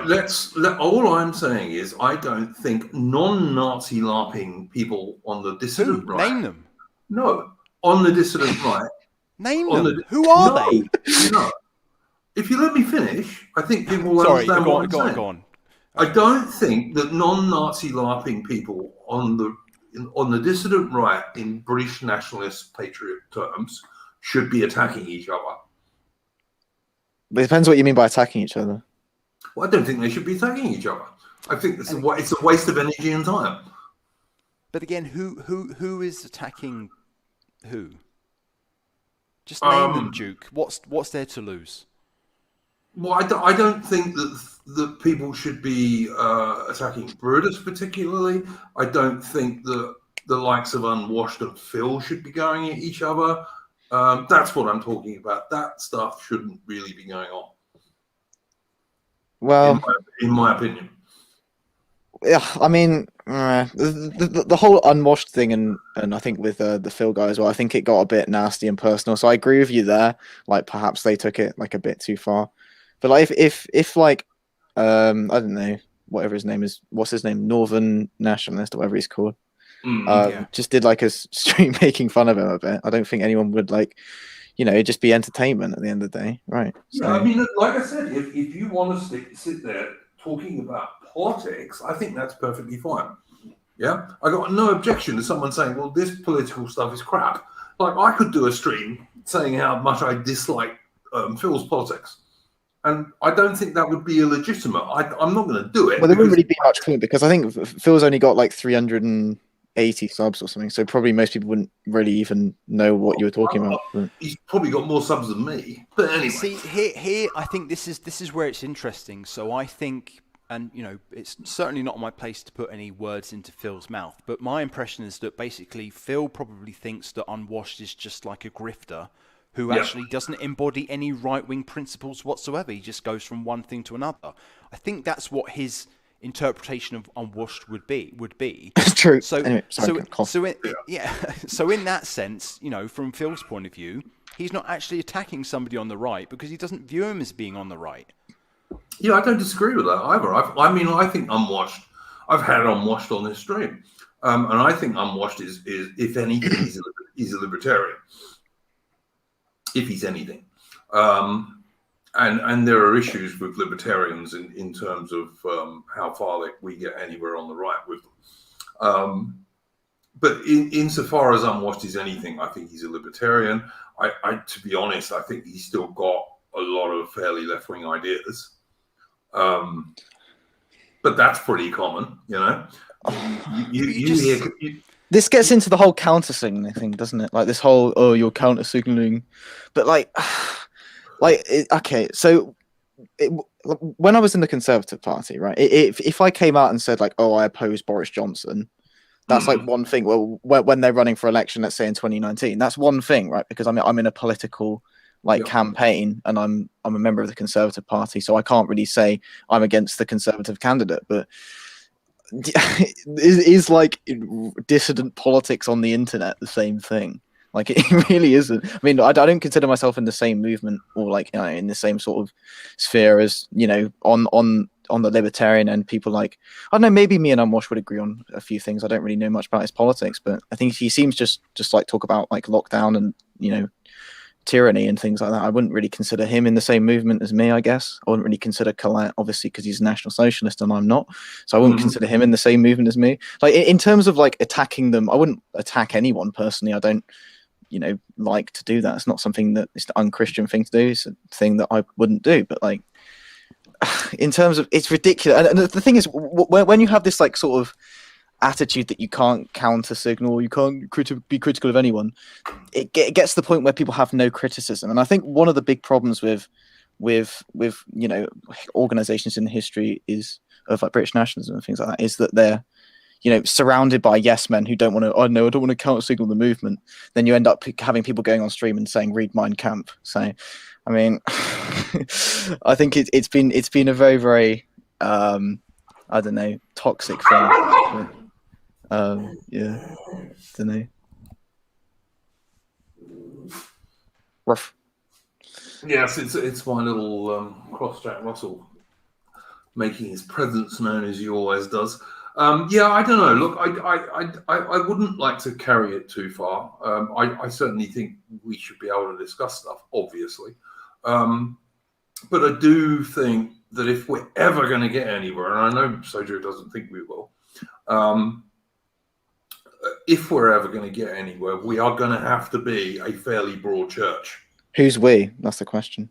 Well, nationalists, shall we say.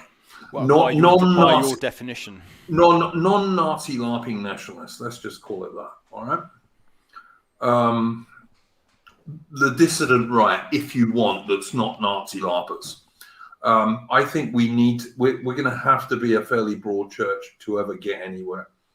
We're going to have to accept people who we don't totally agree with.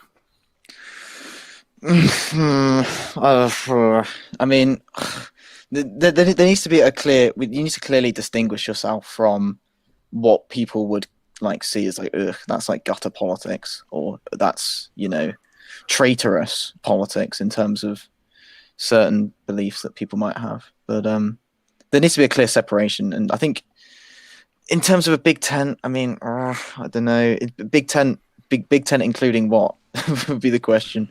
Well, I think for me, it would be a big tent including everyone from the right of the Conservative Party up to, but excluding Nazi LARPers. Okay, that's and in terms of the population, what percentage would that be? Like what, 6-7%? Well, it depends on it depends on what you're talking about in terms of the policies, doesn't it? Okay. So I don't know.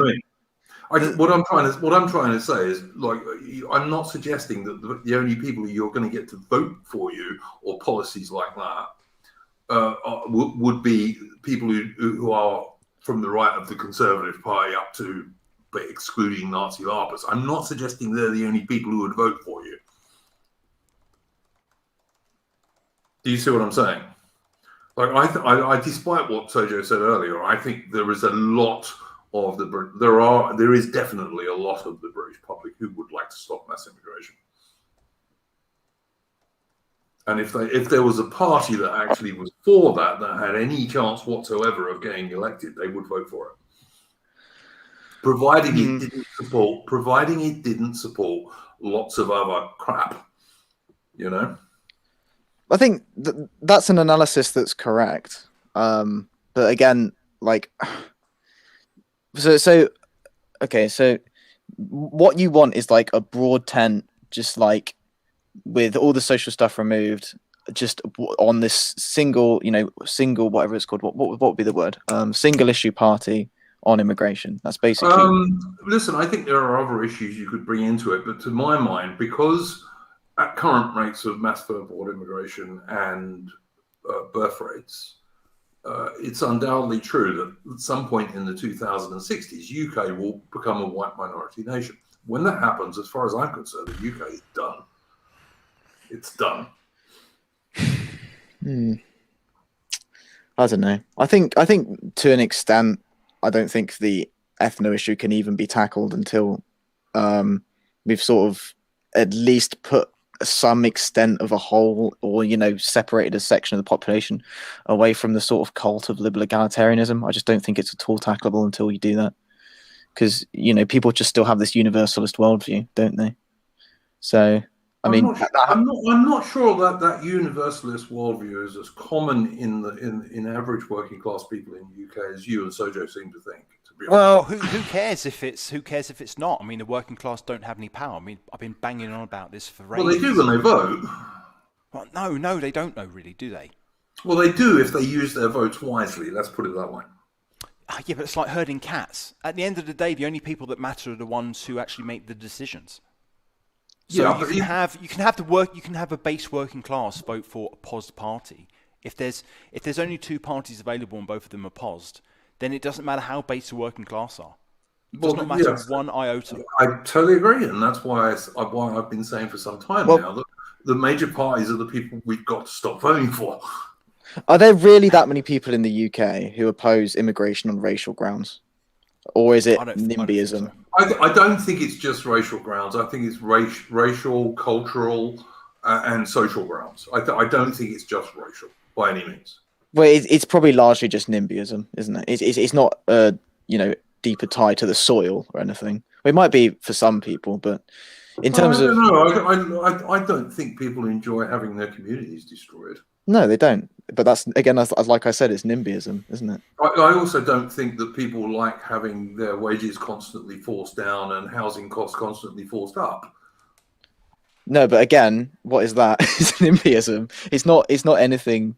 It's not like a deeper, like for example, like my number one, like I wouldn't say goal. I'd say like ideal in politics is like to preserve like English villages, basically, or like make sure people can live in a community that's moral and has like a common sense of morality and law, right? That's my like number one aim to an extent. The Brutus plan is a selfish plan. What was I saying? But I don't know. I suppose that's NIMBYism in a way, but like I don't think most people would have that kind of idealized sort of view. They're just like, well, I don't like my house price going up, so. Or I don't like, my community. I don't think they even really care about their community being. I don't know. I suppose racially they probably wouldn't care. Culturally they might, but I don't know where I'm going with this. But it's NIMBYism at the end of the day, isn't it? Really. Well, I mean, let me give you an example. Like the British traditional Cockney working class people have absolutely been destroyed in London. I mean, you can find them in Essex still and that kind of stuff, but you won't find them in London anymore. Just totally been destroyed. And then you can talk about stuff like the epidemic of so-called Asian, so-called grooming gangs all over the country. I mean, do you think most people would like that to stop? I really think they would. Well, yeah, but again, is it on racial grounds?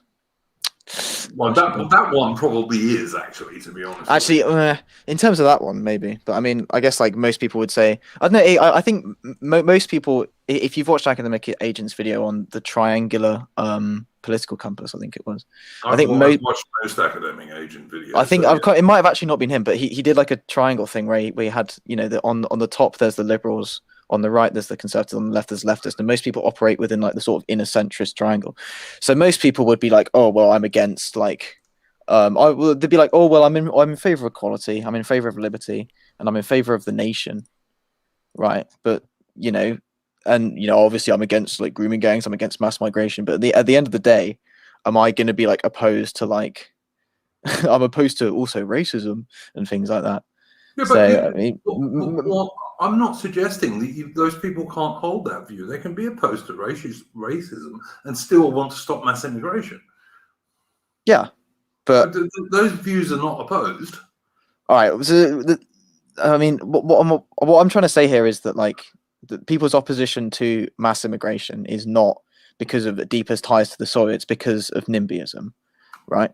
The point that I think you think I'm trying to make is that people aren't against mass migration, which I think it depends how much it affects them. I don't think like random like suburban mums in Cheshire are particularly opposed to like mass migration for the most part. Because they have no contact with it. Exactly. Yeah. So, true, yeah. well, that's not wholly true because obviously rural Lincolnshire doesn't have a lot of migration, and they're very, very anti-immigration. So it's not always true, and usually those places will vote Conservative. But like in terms of, I don't know, people living in largely, it wouldn't be something that's high up the agenda. And I think it's been falling down the agenda since 2016, frankly. But I just think that the way this has got to be presented, and this is one of the reasons I'm so against the Nazi LARPA type nationalist, shouldn't be presented as being racist. No, it should be presented as something which is like about reducing the constant downward pressure on wages and reducing the constant upward pressure on housing costs, and it should be, and also the constant. How can I put it? The demand for NHS, the demand for social services. I see what you're saying.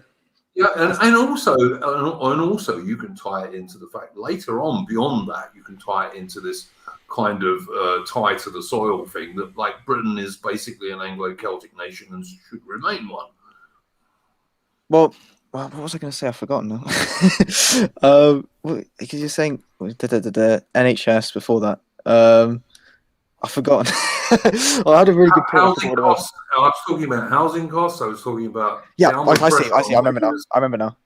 So you're saying like, oh, we need to say, well, we're not racist. We just want to stop this and this and this. But to an extent, that's pandering to their language, I think, right? So you can see. Yes, it is to an extent. It is. Yes, it is. The right. Yeah, I mean, and the thing is, in my view, you can't like move forward unless you at least like to an extent try to form like a, I don't know, I guess like a separate sort of, I wouldn't say society necessarily, I guess a separate sort of way of thinking, right? Where you say, well, like what Roger Scruton said, like, you know, these are the words of power, like, you know, racism, homophobia, Islamophobia, etc., etc. These are the words of power that are used against you. Just reject them outright, not just like saying, I agree oh, with well, that, I accept these.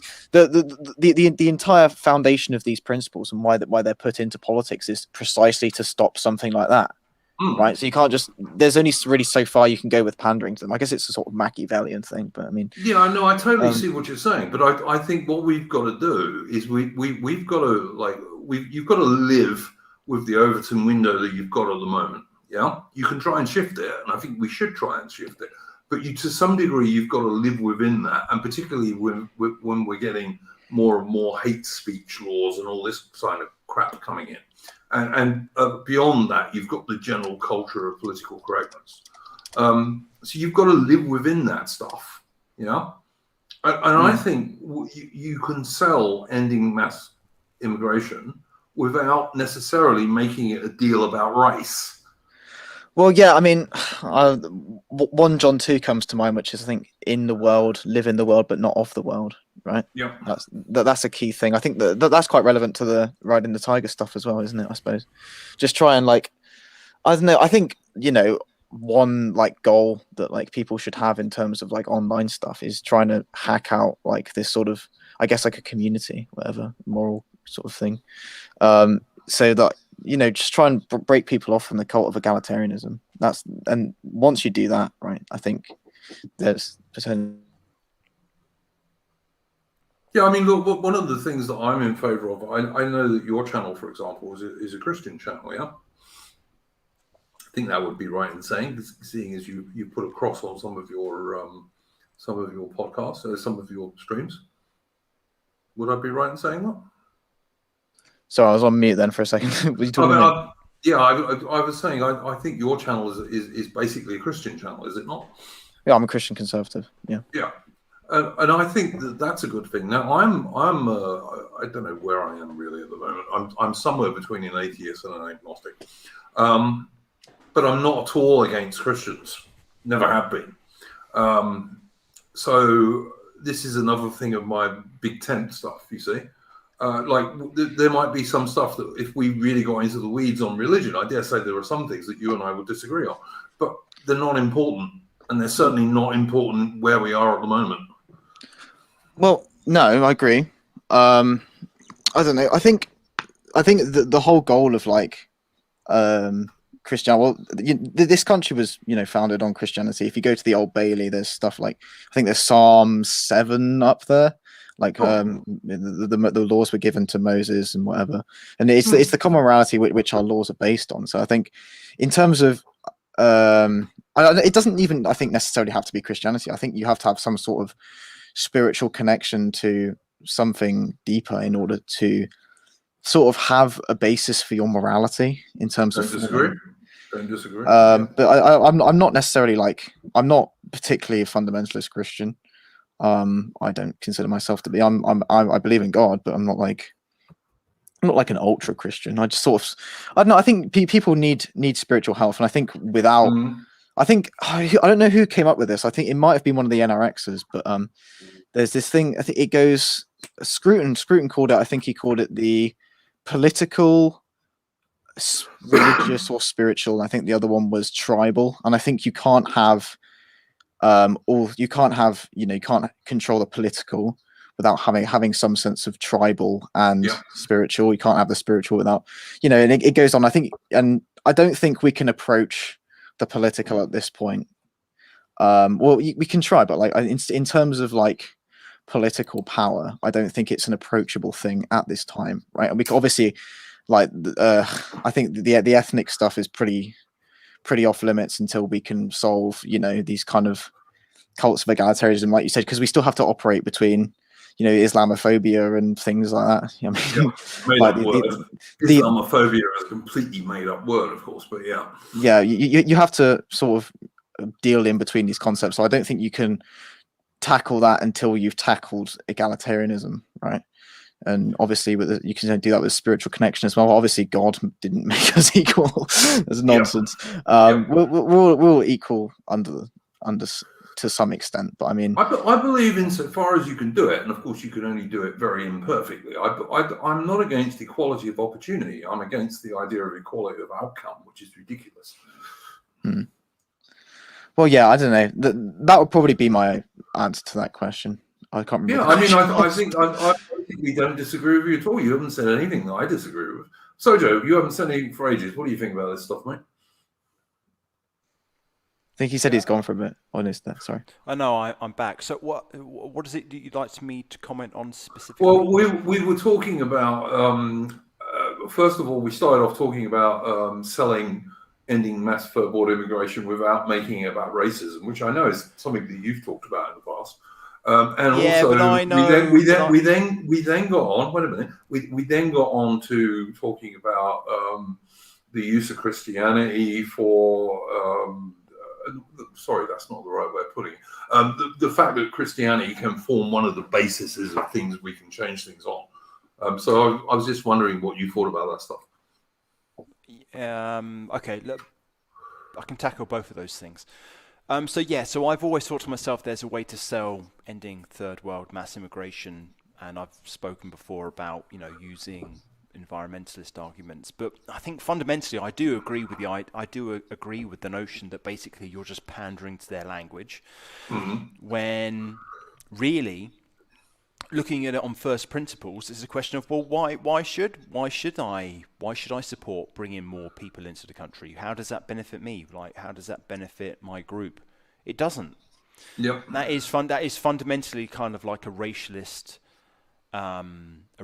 view, and it does kind of annoy me that I feel compelled to have to dress up my gut, visceral, carnal instincts in language that evades the political correctness of the day. Yeah, that annoys me. That frustrates me. So there is an insincerity about that I don't like. So I think those points are valid. And then the other point to get onto, which was about Christianity, I think that's like flogging a dead horse. Really, it's even. I'm not anti-Christian. I don't identify as a Christian. I certainly view it as being part of my cultural heritage. But for me, I'm never going to believe in God. I'm never ever going to, certainly not in this lifetime, ever sort of hold Christianity dear to my heart in a serious way. It's just not going to happen. So, and I'm open to the idea. So I just don't see how the rest of the population that have been brought up in a secular civilization, why you think that you could just sort of apply that to them. I just don't understand how you could even come to that point of view. But Sojo, just to be the neutral guy in between you two guys at the moment, you could easily cooperate with someone who was a traditional British Christian, presumably. Well, I could do, but it would take a lot of restraint on my part. Because I mean, I have people who are Christian friends, but they talk to me like a robot. You know, talking about Christ. Oh, you just need to go to church and you will learn to have faith. And I think to myself, that seems such a disingenuous position to have. I'm just going to learn to have faith, am I? I mean, I have to restrain myself a lot and sort of just bite my tongue a lot of the time. I don't think it would work. But I mean, surely there is. Look, there's a certain type of atheist that I have never been. I'm not an atheist. Hang on. Sorry, No, Karen. No, Karen, what were you going to say? I was going to say that I want to make it clear that I'm not an atheist. I suppose I call myself agnostic. But fair enough. Yeah, that's pretty much where I am. Yeah, I find it very hard to just sort of take the Christ pill. That I'm just going to, for someone who's been raised in an irreligious household to suddenly just drop everything and become a believer, it's just not going to happen. Yeah, see, I wasn't raised in an irreligious household. Like my father was Church of England, and he believed, but it sat very lightly on him, if you see what I mean. It wasn't a major part of it. But my father certainly believed in God, and he would go to church for very rarely, but he would go occasionally. Church of England, and my mother was Roman Catholic, and she totally didn't go to church at all because she went to a convent school and detested nuns, for example. But anyway, different story. But what I was trying to say was that there's a certain sort of atheist, which I've never been, who is aggressively anti-Christian. And it sounds to me, Sojo, I might be wrong, that you've met the Christian equivalent of those sort of guys, perhaps. Because I've had and have Christian friends who just don't talk to me about it because they know it's not something to talk to me about, So we'll talk about everything else, but we won't talk about that because we'll disagree on it. Yeah, but do you think maybe it's because we're in right-wing circles, and if you come across it's slightly sort of reformed smokers or born-again Christians, that they've just got this sort of attitude that is kind of just rubs you up the wrong way. Sort of like the reformed fat person who just goes on about you shouldn't be eating this and that. I get that from Catholics who act like that with Protestants often. They're like, "Oh, we're the real church, and you're just like the heathens." This is funny. I'm sorry, Raw. I'll let you talk in a second, mate. I just think it's funny because I follow some Catholic channels, both British and American Catholic channels, and the guys I follow, most of them try and consciously avoid that. That argument about this Christian church is better than that one. And they do it for precisely the reasons I was talking about with nationalism. Broad church is going to get us further. And at the moment, we've got bigger problems than the other church. And I just think that applies equally with the nationalist story. Yeah. I've got absolutely no problem with someone who is a Christian conservative or a Christian nationalist. No problem whatsoever. And I don't care if they're a Church of England Christian nationalist or a Catholic Christian nationalist. It makes no odds to me. And I think at this stage of where we are at the moment, it especially makes no difference because we've all got so many bloody enemies. And they're basically the same enemies. That's true. To Sojo's point, I mean, if I was talking about me personally, I wouldn't bring it up with a friend unless they'd mentioned it, or I wouldn't just randomly tell people. I think I can understand When people, I don't know, if people say like just go to church and you'll feel like more spiritual. I think I don't know. I've been in church where people have like been for the first time. They've like started crying and things like that. So that doesn't come from like a place of just like, oh well, you'll just understand as soon as you get there. There is something in that, and there's been experiences in my life that make me think that God is real. So I don't know. It's my personal view, but I'm not going around saying like, oh well, everyone's going to be a God believing person, because if that was the case, then everyone would be born religious, right? But I mean, some people just, they just maybe just don't, don't have that sort of spiritual connection, which is, fine. I'm not like judging people for that, but I don't know. That came across as a bit elitist, but I've just never. Sorry, you carry on, Sergio. Beg your pardon. I just wanted to say that actually, in many ways, I kind of I'm actually a little bit quite jealous of people who actually have faith, because I just don't have any. So I can't. In many ways, I kind of feel like I'm missing out. It would be nice if I actually was able to believe in something with no proof, or that's the definition of faith, right? You just have faith that something is true and is something. But that's just not how. I've never had like a mystical experience. I've never had a sort of encounter with a higher power or whatever. It just never happened. So in that ways, I feel kind of robbed of that experience that other people have had.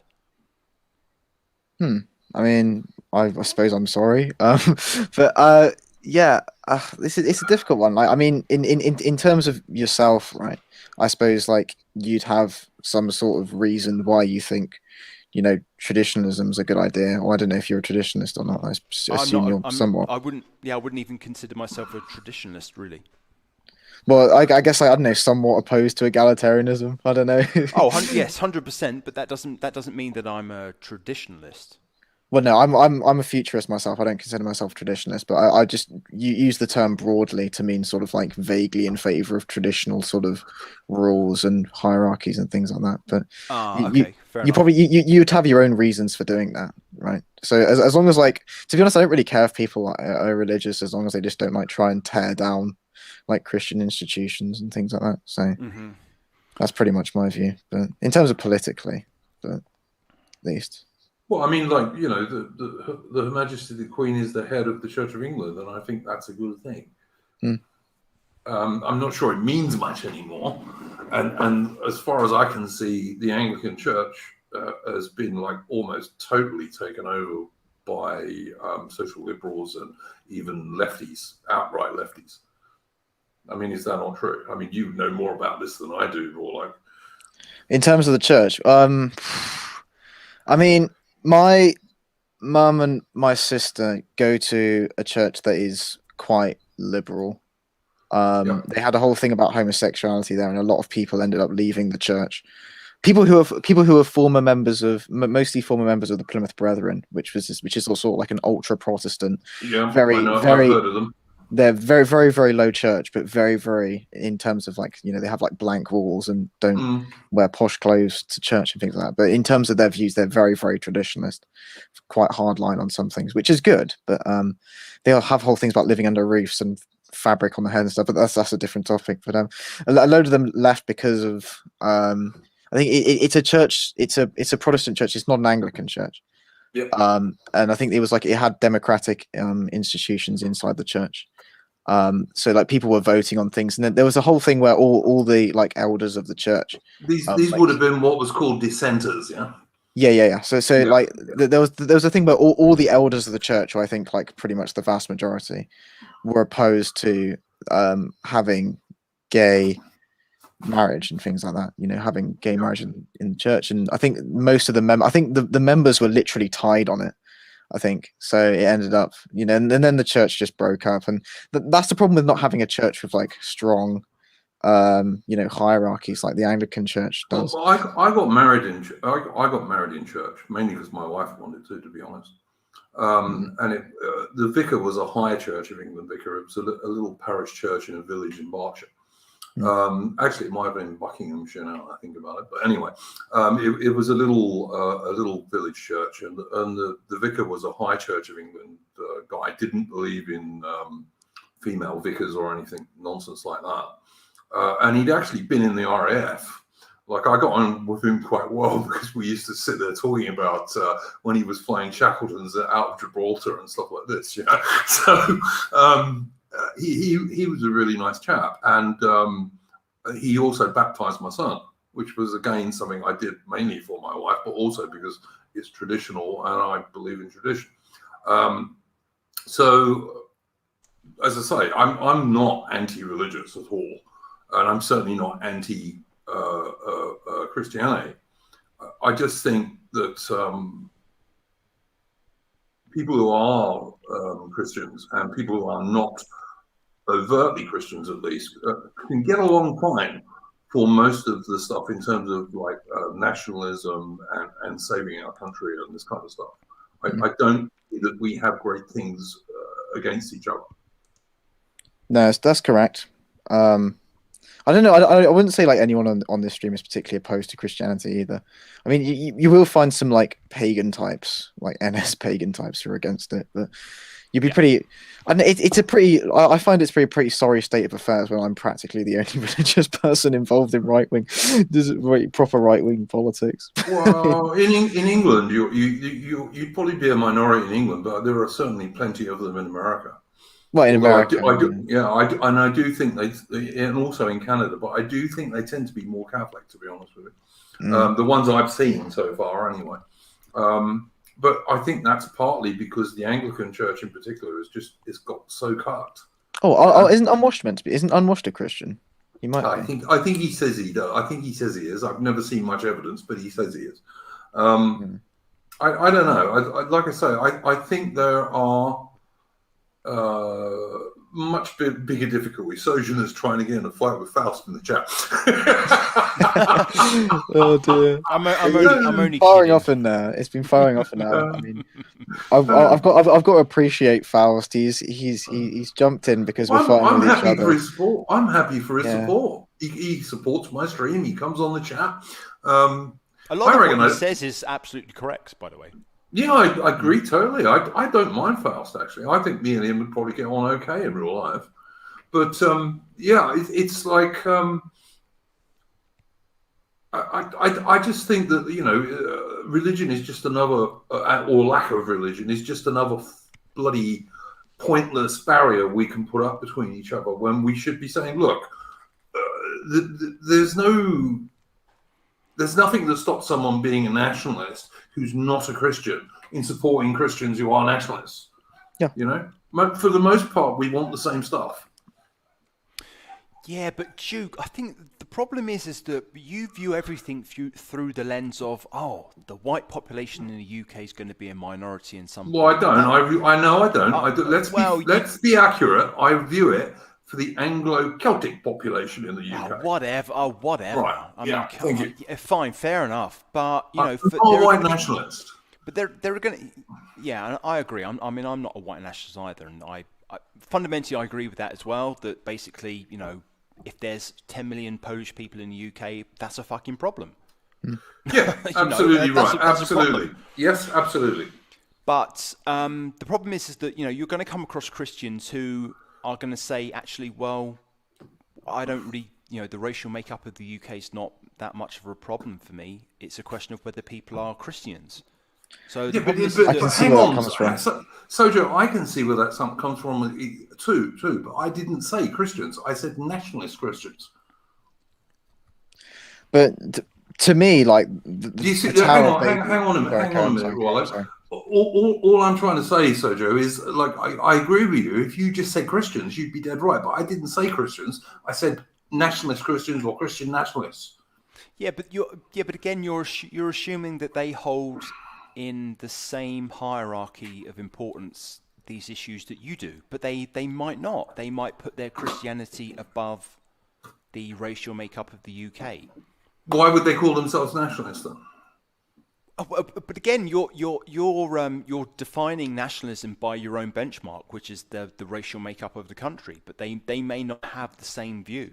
All right, I see what you're doing, but I see what you're saying, but I think by and large they will have the same views if they call themselves nationalists. By and large, of course you're going to have differences. Of course you are, but by and large, if someone calls themselves a Christian nationalist or a nationalist Christian, I think glowing in the dark. they're going to have more or less the same views. But they could be Civnats. I don't see many Civnats of any description, whether they be Christians or atheists or whatever else. I don't see many Civnats calling themselves nationalists. I really don't. No. Do you? So Yeah, it's in the name, civic nationalist. That they're flag waving Brits who believe in Britain, but they're not really all that fussed about the racial makeup of the country. See, I don't think there are many. I don't think there are many of those. I don't think there are that many of those. I really don't, mate. Well, we're talking about the entire Tory party. Well, yeah, I don't think that's true. We're talking about the majority of the parliamentary Conservative Party, sure. I think, Duke, I just think you're out of touch, mate. In my view, I think you've got there's this kind of rose-tinted view that you've got, and you think that everybody can hold hands and sing Kumbaya, and it's no, I don't think that at all. Oh God, I wish I did, but no, I don't. I don't think that at all. Hang on, Roy, listen, mate. You're a Christian nationalist, and you've been involved in the Conservative Party. What do you reckon about this? In terms of, in terms of Sojo's point about what was it? Christian conservatives being more concerned about whether people are religious than what skin color they are. Is that one? And also when Sojo was saying that a lot of these guys might be just mere Civnats. Okay, so I used to basically have that view, and the only reason that I sort of got into dissident sort of politics, I guess, is I suppose there's a common morality which I've talked about a couple of times, right? That I want to pursue, right? In terms of the ideal sort of community that sort of Roger Scruton people talked about. Yeah. And the thing is, people from different racial backgrounds. This is what got me into it originally, but people from different racial backgrounds often won't support that because they don't have that same tie to the soil, right? So you can't really create a moral Christian community with a load of Afghans, for example, right? It wouldn't work because you don't have the same sort of common ties, same common history, common morality. In terms of, I don't. Yeah, again, Sojo, it's earlier you're having a go at Iron Duke for saying, or say who you mean, say who you mean, say who you mean. I think I'm asking myself the same question here.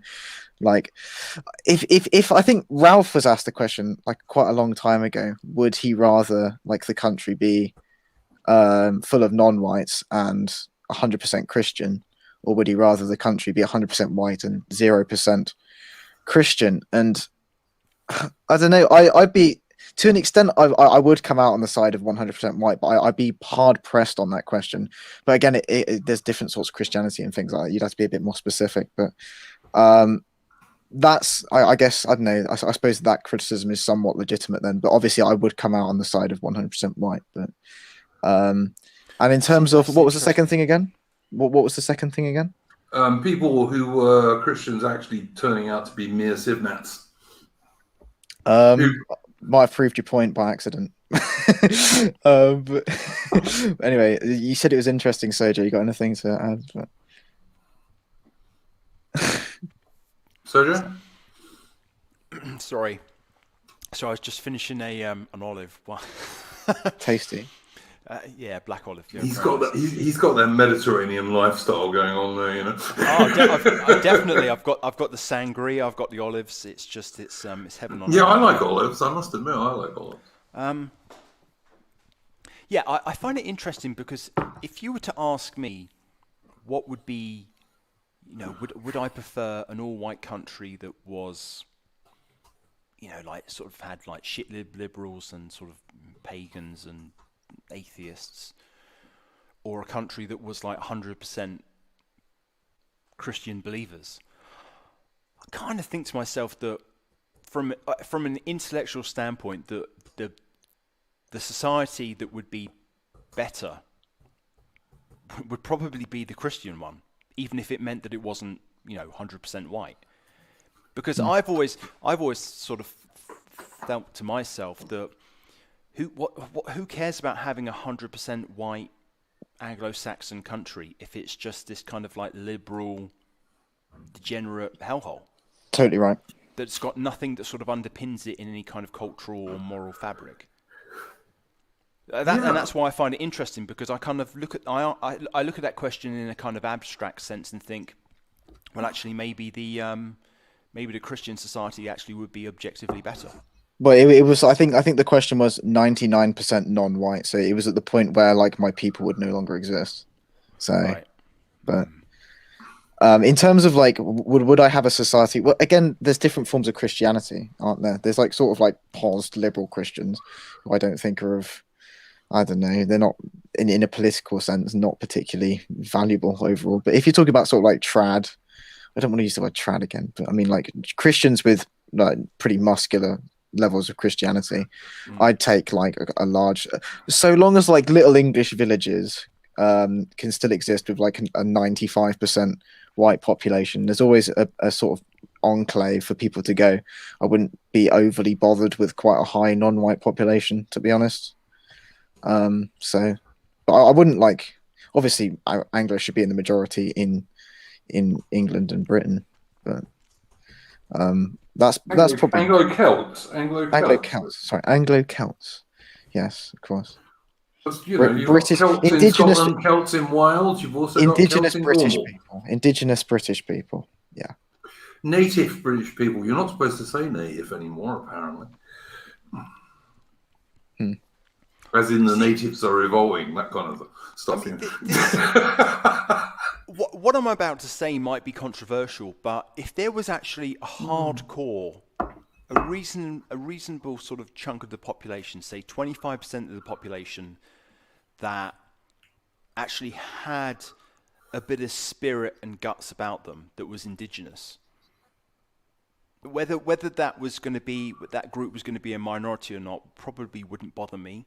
But it's the fact that we're heading towards a scenario where, you could be 50% of the population, and of that 50%, basically 90%, 75% of the indigenous population just don't care either way.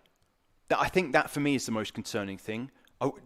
Being a minority actually wouldn't bother me if that group that was a minority was a cohesive, solid unit. But I don't. That doesn't appear to be on the horizon. That's totally correct. Totally correct, I think. Yeah. I mean, it's like I said, like so long as there can still be like a place for people to go that's like, like a town or like a village that has nice sort of architecture, good sort of Christian center. That's to me is an ideal form of society. I don't particularly care if there's like, I don't know, Rajiv is living down the road or something. I don't. It's not. It's never been of grave concern to me. Like there's some people who feel like a sort of like amount of like detest, like having to sort of like see non-white people. And I've never. I feel it in. I felt it recently in sort of like a political sense, because like I suppose like these people are opposed to like the things that I want to have, but I've never really had like a detest of like people that weren't white to an extent. Can I ask you something, Rollo? Can I ask you something that has occurred to me of recent times? Okay. What do you think about when you see in the British government, like top people in the British cabinet, being Indian and Pakistani and Ugandan, Asian, and then when you think, well, would someone like Rishi Sunak, if Rishi Sunak was an Englishman in India, he would never get into the Indian cabinet. Rishi Sunak. I don't know. I don't. He's an upper class person, isn't he? I think he went to private school. Careerist. I think he's from Southampton. Do I have a particular? I don't know. I think he's quite a popular chancellor because of the furlough thing. In terms of what was the exact question? What's my opinion on having him in cabinet? or But yeah, I mean, when you consider, for example, that if Rishi Sunak was an Englishman, say, and had moved to India, no, he wouldn't. because Obviously, yeah, he he'd, wouldn't. he'd never get in the Indian cabinet. There just would be no chance whatsoever. What do you feel about that? Because I just think that this is an example of how cucked we are. Well, yeah, I mean, to be fair, like in India, the leader of the second largest party is half Italian. So it's not like they're enormously. They are to an extent a racial population, but yeah, I mean, like they are. I don't know. They advocate for their own interest. You're right there in terms of. I think ideally we wouldn't have non-Anglos. We'd have as many, as what you're going to say, like Anglo-Celtic people in the parliament as possible. We should be advocating for that. Yeah. But I don't know. Is that the question? Obviously, he wouldn't get in parliament, no. But yeah. I suppose it's a sign of limp-wristedness, I guess. You are right. Yeah, it is. Yeah. It is absolutely. Hang on, guys. Yeah, I've just Topcat. You want the link? I've just sent you the link on Discord. Epic. Get Topcat on. Yeah, you can come on. Let's see what they're saying. I sometimes, even though I'm not in it, I sometimes look up the 37 group chat just to see what they're saying. So see if I talk about it now. I've just given Topcat the link in Discord, so you can get on. Yeah, I know, Faust. We're Anglos, We're so behind you, you Germans. Oh, sorry, you're Dutch. Beg your pardon. But yeah. Oh no. Discord is the worst for getting doxxed. That's my best. Yeah, that might be true, Faust. But you know what? My Discord has only got about, I don't know, 15, 16 people in it, and I keep it that way. It's not got many people in it. And in fact, even Royal Oak is not on my Discord. He's in my friends list on Discord, but he ain't on my Discord yet, although I might invite him after the stream. No offense, Dutch, German, the same thing. See, I don't think the Dutch and the Germans are the same people at all. Dutch people are pretty cool. Germans, well, they vary a bit, in my experience. OPSEC. Yeah, God's own prototype. Yes, the reason my Discord is small is because of that. It's like I don't want loads of people on my Discord because I don't want people fed posting and I don't want people coming out with crap. And everyone on my Discord, I more or less know. And I know they won't fed post and they won't do all that kind of crap. Now, I hope Topcat is actually going to come on after all this. Da, da, da, da, da. Because there's no good moaning in the background if you won't come on when you're given the chance. I could have called Faust a Walloon. That's probably true too. I mean, Faust, you're forgetting, England and Holland were great allies, for example, when the Duke of Marlborough was doing his stuff. Loads and loads of the troops that the Duke of Marlborough used, not the majority, but loads of them were Dutch, and they fought very well. A lot of people at Waterloo, obviously, Dutch. Well, yeah, but they didn't fight quite so well at Waterloo, but that wasn't really their fault. It was because half of them had been fighting for Napoleon not all that long previous to that. This is why I never understand why Faust makes a fuss about Waterloo, but doesn't talk about when we were defeating the Sun King, Who was the Dutch king of, the Napoleonic king of Holland? I think it was... Oh, God, the Prince of Orange. No, the Prince of Orange you're talking about, are you? No, he was awful. descended. He was part of the Bonaparte family, and I think they did make him king of Holland. Can't remember who it was, but Are you sure you're not getting mixed up with the bloke who became the king of Sweden? No, that's someone else. I think it was his name was he's got it. It's Louis Ludwig. No, okay, fair enough. But Louis Napoleon Bonaparte. Oh yeah, but the Napoleon made loads of these guys kings. I mean, supposedly Napoleon was king of Spain, but no one really believed it. Good evening, Susie. Still waiting for Topcat. Nice to have one of the fair sex with us. Well, I think he'll probably turn up. It may not have been him. It may have been. It could have been a fake Topcat. Yeah, it could have been a fake Topcat, I suppose. I doubt it though.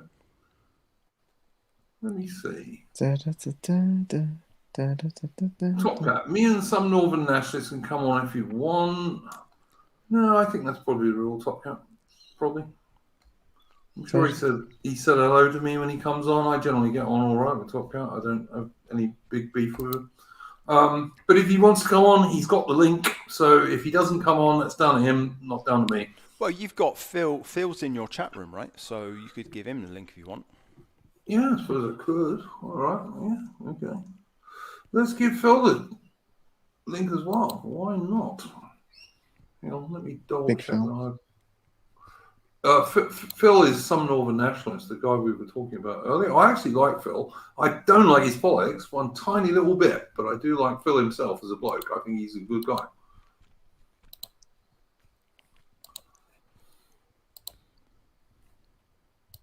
Da, da, da, da. There you go, Phil. There you go. There's the link. Right, I've done that too. All right, Top Cat and Phil, you've got the link too. If you want to come on, feel free, mate. Comments one. No one's going to gang up on you. Come on if you Phil want. has to avoid all the use of any ism words, though. Says God's own prototype. I agree. But, Oh, look, I'm not going to get into a discussion of communism and socialism with Phil. If he does that, I'm just not going to do it. So, because I like Phil as a bloke, but I don't agree with his politics one tiny little bit. because I think they were doing a stream earlier where they were drunk and then they stopped it, or it got made unavailable. But No that's idea, why mate. they want to come on here. So. I've done a couple of drunk streams which I made unavailable afterwards because I looked at them the next day and said, nah, I don't want that. Bloody hell. I've only done a couple though. Only a couple. Like that's why I didn't do the stream like in the morning tomorrow, because like that would have been exactly the same. I wouldn't have done it. Not a chance. I can Okay, message so- him on Telegram if you want. I've got Yeah, please go for it. If you know him, send him a link, mate. Send him a link. He messaged me once about us doing what was it, like an economic stream that never happened. I keep threatening to do a stream with Phil about what the right and the left in nationalism can agree on, because I figured that's a stream we could do where we wouldn't like argue with each other all through the stream. Faust is talking about being drunk on stream. I watched. I know vaguely this guy who's a journalist called Jack Hadfield, and he was on the Ralph Retort. And I watched the Ralph Retort, and is the guy always drunk? Is that like the whole point? Like he just always does his Yeah, streams I drunk? think Ethan Ralph is pretty much always drunk. He's like, I hear a guy. He's talking about British politics as well. And Americans talking about British politics is, oh dear, I usually get it wrong. But I don't know. Faust is right about Americans, to be honest, having watched a few of those. I mean, I don't usually watch American streams, but I watched a bit of him. I watch a few, but like as I don't know if it was you or Sojo was saying earlier, they tend to be the more intellectual streams, I suppose. Although I do like Don the Pleb, and I like Don the Pleb because he's a former US Marine Corps NCO, and I just get where he comes from in some respects. People in the chat were making fun of Jack for being like a bit skinny and a bit ginger, and then I mean, like making fun of someone's physique when they're on Ethan Ralph's streams a bit rich. But I mean, who's Jack? Jack. If you look up Jack Hadfield, he's a journalist. I don't know him that well. I spoke to him a few times. That's why I was watching the stream. But aren't most journalists a bit skinny? I mean, you know. I mean, I don't know. I don't like journalists, but I don't know. I like Faust. I like the distributists, and Jared Taylor. Yeah, I agree with those two. They are both good. I watch Warski as well. I watch it because I think Ralph does a stream. I don't watch. Warski does a stream after Ralph does usually. I used to watch Warski about 4 years ago before he got into all that kerfuffle with the wrestler guy. Oh my god! Good. Yeah, wasn't good. I mean, I used to watch Ralph like I don't know 4 years ago maybe. I think I did watch a Ralph stream actually sometime last year, but it was because he had someone particular on there I wanted to listen to. But generally, I don't watch Ralph. It's very lowest common denominator kind of stuff, you know. Hmm. Like the people, the nationalist I most like is definitely Colin Liddell, who runs the Affirmative Right website, which I recommend to everybody. He's a Scottish guy. I believe he lives in Japan these days, and he was one of the founders of the alt-right. But before it took that Nazi LARPing turn that it took. Another expat. Yeah, another expat. Yeah, Expats represent. He's got like a cult following, hasn't he, Colin Liddell? There's a few people who quite like him, but he hasn't got the. I don't think it's a cult following. I think it's a following of people who are like reasonably intelligent and can see that he's talking sense. He actually recently got nuked off of Twitter. I'm not sure why. Did he? Yeah, he's gone. Oh well. I mean, I've never been on Twitter anyway, so like I've just never been on Twitter. No desire to go on there either. I mean, I'm on Gab, but like all I basically do on Gab is put up an ad for this stream occasionally. But yeah, I don't tend to do that. So are we going to get Phil, some Northern Nationalist, and are we going to get Klopcat? Because I don't know if they pussied out. Maybe they pussied out, yeah. Which would be funny because I've seen people referring to people pussying out of doing things, but you know. God's own prototype. I don't totally disagree with what you said there. Do I know David Yorkshire? No, he doesn't ring a bell. Who is he? David. Do you guys know David Yorkshire? I've never heard of him. Oh yeah, I think he's subbed to my YouTube channel. Oh, okay, I don't know him. I mean, you know, don't know him, so I've got nothing against him, nothing in favour of him. No, never heard of him. Killstream is the epitome of lowbrow yank. What is it? Lowbrow yank retardation. I agree. Yeah, I like the Killstream. It was quite big several years ago. I don't think it is anymore. But I think there was 600 or 700 watching, so it's not nobody. But yeah, but I mean, he used to get thousands of people watching his streams when he was on YouTube. He's on something weird for now. A while. Yeah, he's on something weird now. I don't know. Like it's called can't remember. I had to make an account on it, but yeah, Faust is saying this dude had some issues with Liddell. I don't know. I mean, like I've had Colin Liddell on streams a couple of times, and I'm going to have him on again fairly shortly if he's willing to come on. I just think he's one of the most sensible British nationalists I know, and he calls most things right before they happen. And he doesn't. I mean, listen, I'm like everybody else. He dislikes the people I dislike. So, to that degree, I'm biased like everyone is, you know. But I've never seen Colin deliberately have issues with anybody. Like he's had issues with Spencer, but then I mean, you know. It's Spencer, isn't it? Pretty easy to have issues with Richard Spencer, if you ask me. I don't think it's at all difficult. I think it's a pity, by the way, gents, that Adaman wasn't on this evening, because I think he would have had some interesting takes in between Royal Oak and Sojo in terms of the Christian and conservative stuff. Yeah, he's Christian as well, isn't he? Top Cat as well. I'm not sure if he is. I'm not sure if Adaman is Christian. I mean, he may well be, but like he's like most Christians I've met and doesn't make it a big issue, basically.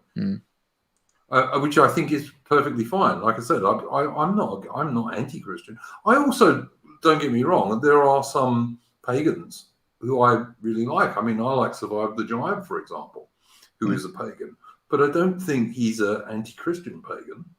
And I mean, Survive the Jive has made good videos, for example, about Alfred Grey, who was a great English Christian king, and in some ways the founding English Christian king. So, you know. Yorkshire attacked Millennial Woes for his Germanophilia, sorry. Oh, Germanophilia. Okay, fair enough. Well, yeah, I mean, I think Millennial Woes what do I think about millennial wives? I was disappointed when I found out about the bisexuality stuff, which. Oh, Top Cat says link him. All right. Top Cat, I have sent you the link on Discord, but I'll send it to you again. I sent it to Phil on Telegram. Cool, man. Thank you. All right. I will send it to Top Cat again. Why not review my list of things that British left and right can agree on? 37 crew, gang. 74 gang. Right. So he says God's own prototype says that the left and right both agree on stopping ethnic suicide. I don't think they do, to be honest. No, I don't think so. I'm not at all. Some leftists might. Probably most of the right probably don't even agree on that. Stopping ethnic suicide. Okay, Top Cat, I've sent you the link again on Telegram. Basic. Sorry, not Telegram. On Discord. I beg your pardon. I've sent it to you on Discord. I beg your pardon. Basic institutional justice. I suppose they agree on that. Do they? The left and the right? Well, in theory, I guess. They probably would say, yeah, I'm in favour of institutional justice. Probably would say they will. Yeah, so anyway, on millennial woes, I was disappointed when I found out about the bisexual stuff, which basically means he's gay. Because bisexual is bullshit, basically, as far as I'm concerned. Certainly if you're a man. And I was even more disappointed when he aligned himself with the whole PA thing, Nazi LARPing crap. Well, I don't know.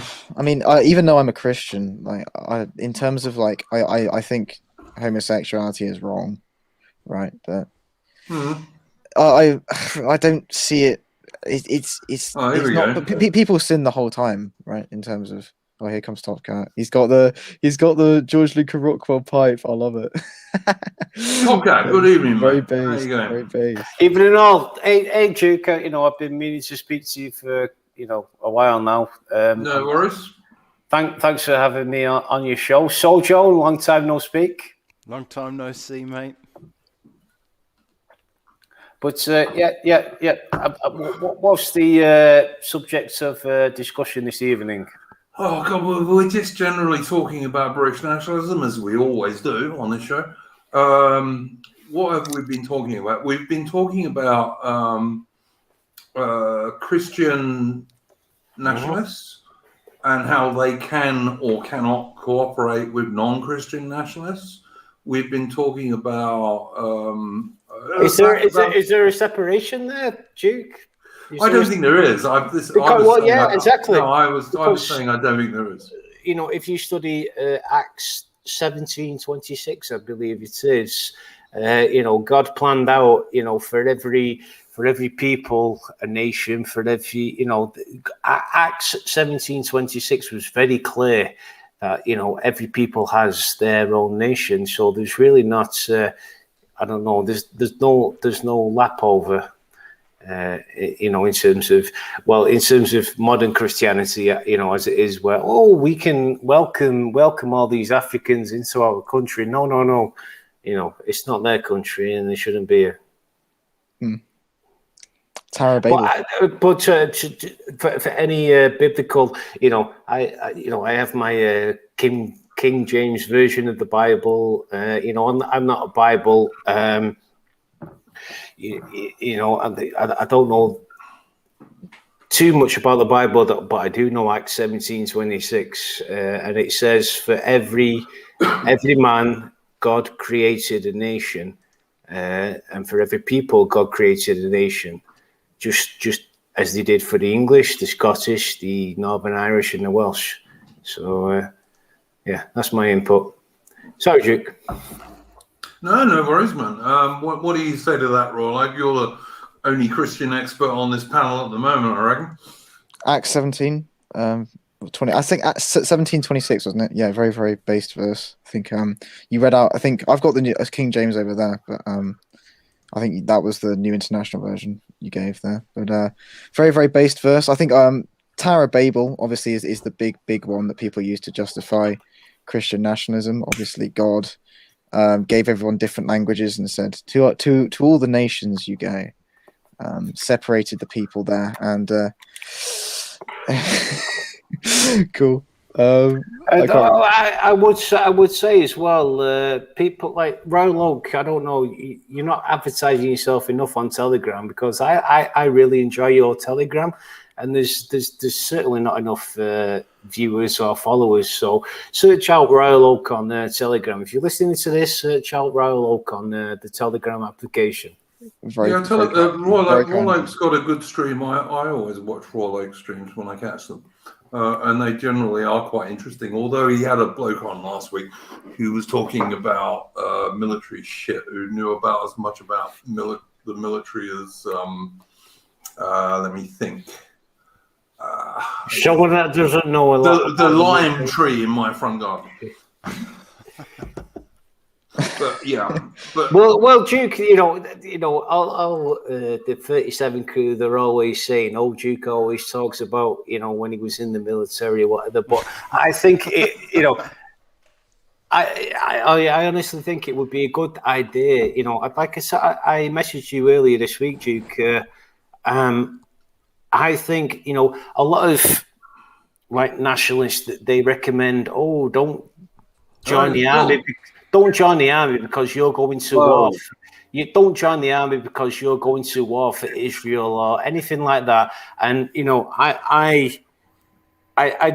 push that to one side, and I'd like someone like you that's actually been in the army to say, listen, 17, 18-year-old lads, joining the army is a great thing to do. And just explain all of the skills and the experience that you had. So it would be half sort of, this is why you should join the British Army, and half, Iron Duke's experiences in the British Army, because I do not like the current trend of nationalists saying, you shouldn't join the army because, you just, fighting wars for Israel or whatever. No. It should be join the British Army because you're proud of your country, and the things at the top, they'll take care of themselves. But you, as a young lad, get into the British Army because you'll learn, ABC, all of these skills. You could become an engineer or whatever it is whilst you're in the army, and you can, travel the world and learn all of these, be resourceful, how to use a gun, how to protect yourself and your family. I think that's really good. It could be a series that you could do, Iron Duke, with all your experience. No, I couldn't do that, and I wouldn't do that. The main thing you learn in the army is self-discipline, which sounds counterintuitive, but it is what actually the army teaches you, is self-discipline.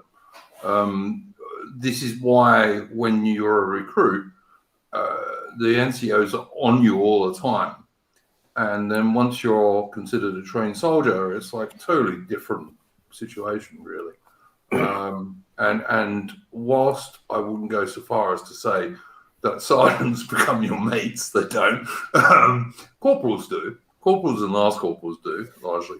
But sergeants don't. But the main thing you learn in the army is self-discipline. You do learn useful skills in depending on what arm of the forces you're in, of course. You do learn useful survival skills. You do learn how to, certainly in the infantry, you learn how to survive out in the wilds and this kind of stuff to some degree. You do learn how to shoot, which is a useful skill if you are in a country where you can get hold of firearms. Not so much in the UK, but it is a useful skill. And certainly when I joined the army, and all of my mates, none of us joined the army to fight wars for Israel. And the idea that we did is frankly ridiculous. Exactly. Well, that's what I think you should, emphasize. Forget about the macro politics. And just teach these young lads that you should be taking a great pride in England or Scotland or wherever, and be wanting to represent your country, because I think a lot of them are a little bit misguided these days. They might get involved. Like just think, Duke. 17-year-old lad, he logs onto Telegram and he sees Mark Collette talking about, Israel are the evil people or whatever, and we're fighting wars that we shouldn't fight, and they'll be turned away and from serving for Great Britain. We're not fighting any wars we shouldn't fight at the moment, so far as I can work out. Can I just say that Dmitry Maximov has been blocked, and he's been blocked by me for being a CUNT. So there we go. Some Northern Nationalists. Phil, good evening. Hey, Phil. How you going? I know Phil. He's a nice guy. I'm just chilling. Mate, I'm not doing it. I just want to chill. Cool, mate. You can chill. No worries.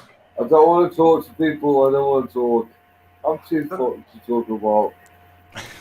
That's all right, mate. Shit-faced. I don't want to talk about Israel and weird. Been there, done that. The minutes I'm just chilling, okay? Yeah, that's cool, man. No worries. If you want to check out I'll talk Phil up a minute, because he doesn't talk himself up.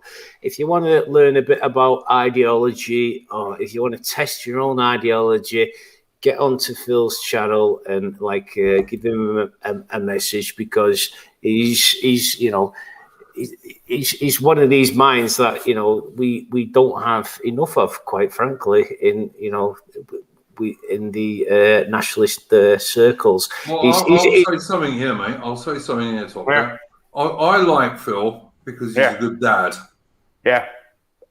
I like Phil because he's a good dad. I don't like Phil's politics. I don't agree with his politics at all. But I reckon he's a damn good dad. And that's why I like Phil. And he's a bit like my dad, because I haven't seen my mother since she was 7. So my old man brought me up. So from that point of view, I say good on Phil. Yeah. Well, obviously, it's kind of if you actually follow Phil on his channel or whatever, it's quite funny.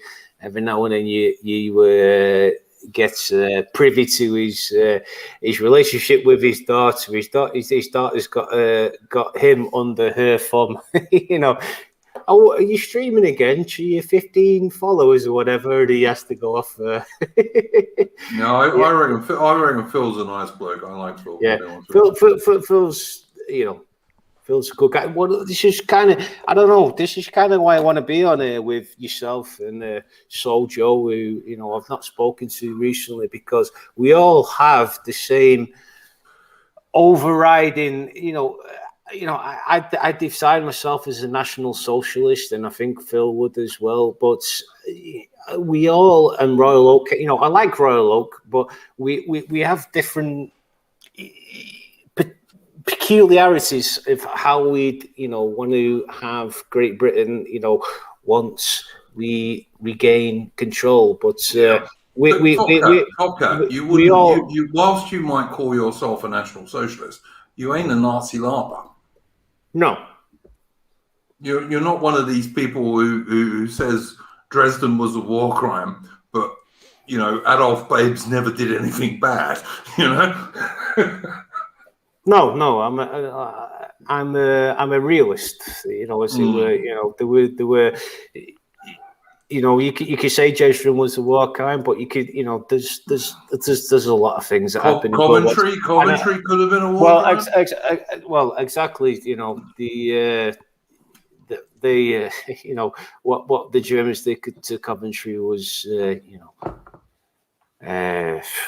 what can we say? But I don't want to get too much involved with World War II, because it causes division within our own people. I can see why the National Socialists of Germany had their struggle, and I can absolutely see why the British men, they followed Winston Churchill, because they believed in the British Empire. Unfortunately, Winston Churchill might not have been, the guy that we wanted him to be, because he really didn't believe in the British Empire. I'm going to do a Mencius Moldbug here. I'm going to step over World War II, And we're not gonna talk about World War II. Good. And because I've got to go to the loo, I'm going to say to Sojo and Royal Oak,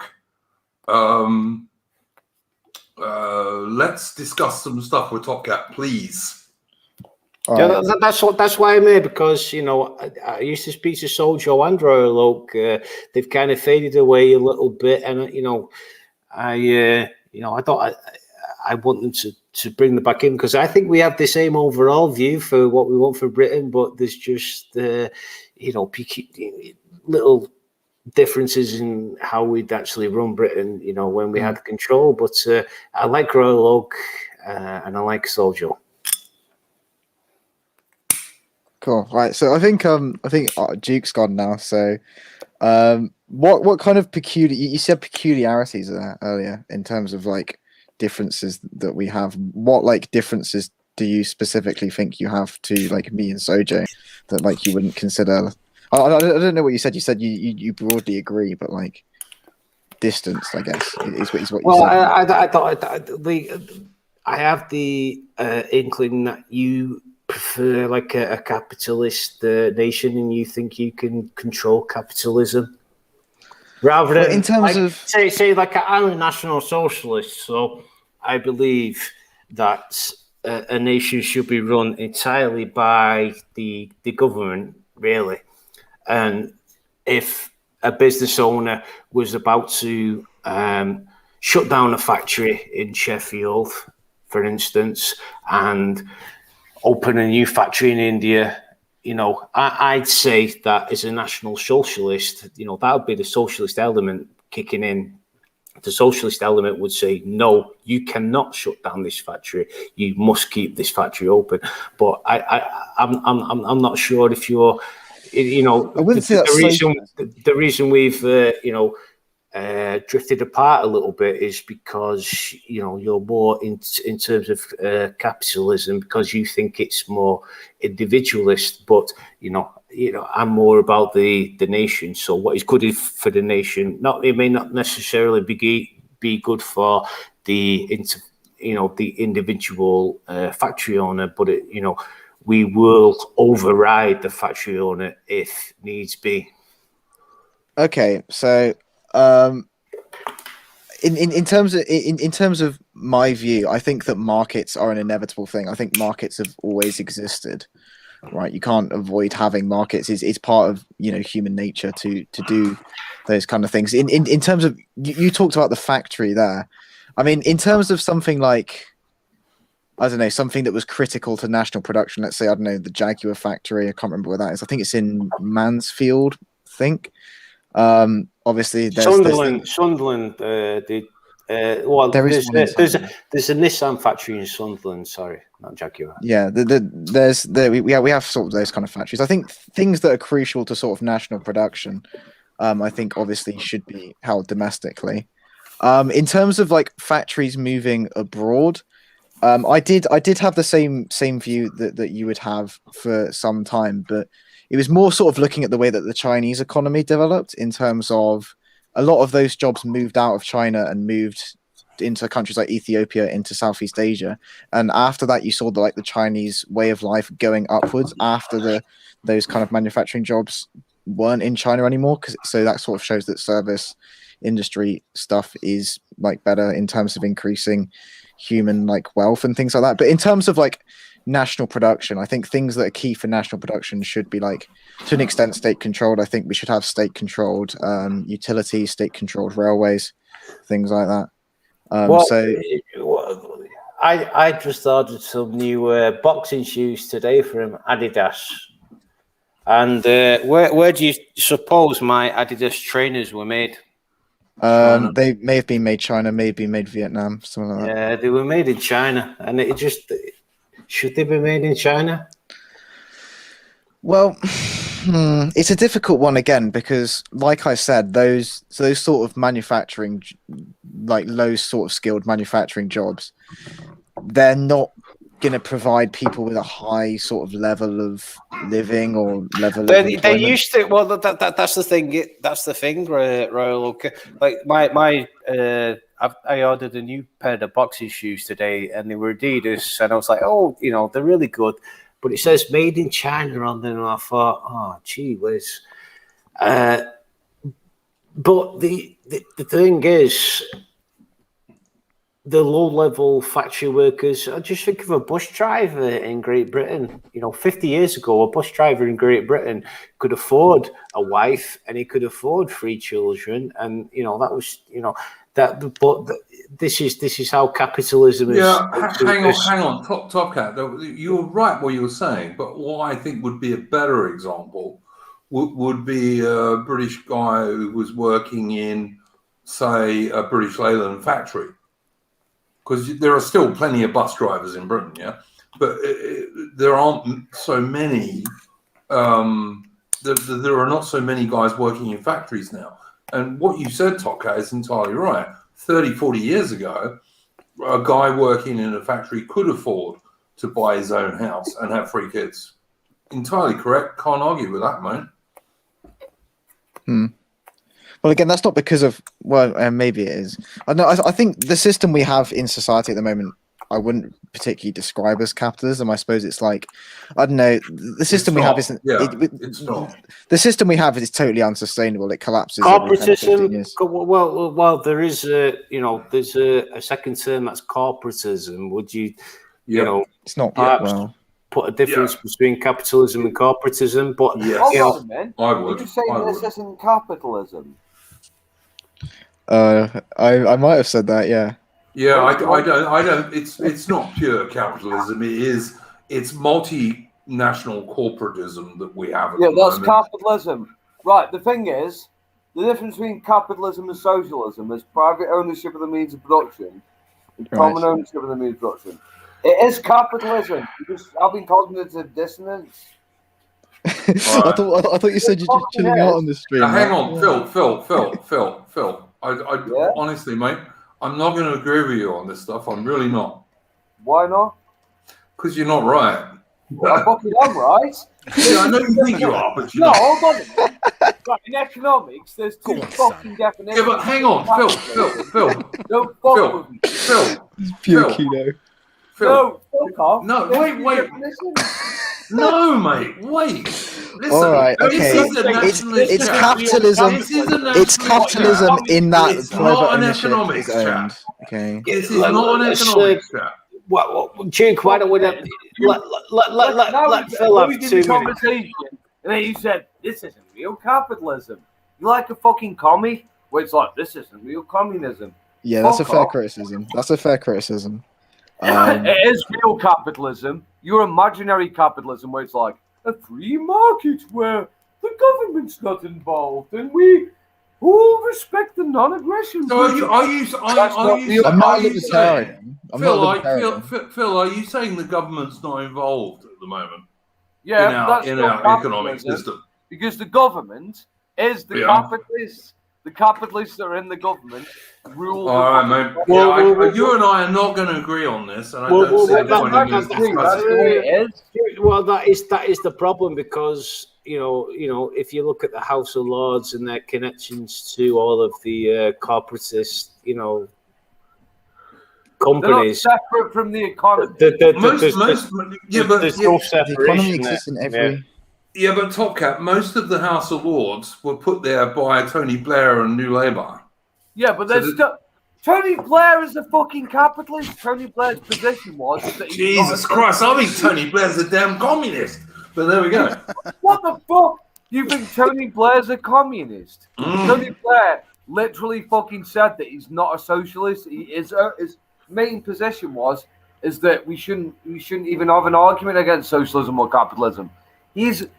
He fucking loves capitalism. Fucking Tony Blair. And to be fair, Duke, Tony Blair's comment was, we're sending search parties out to get as many people into the country as we can, which, that does serve capitalists, doesn't it?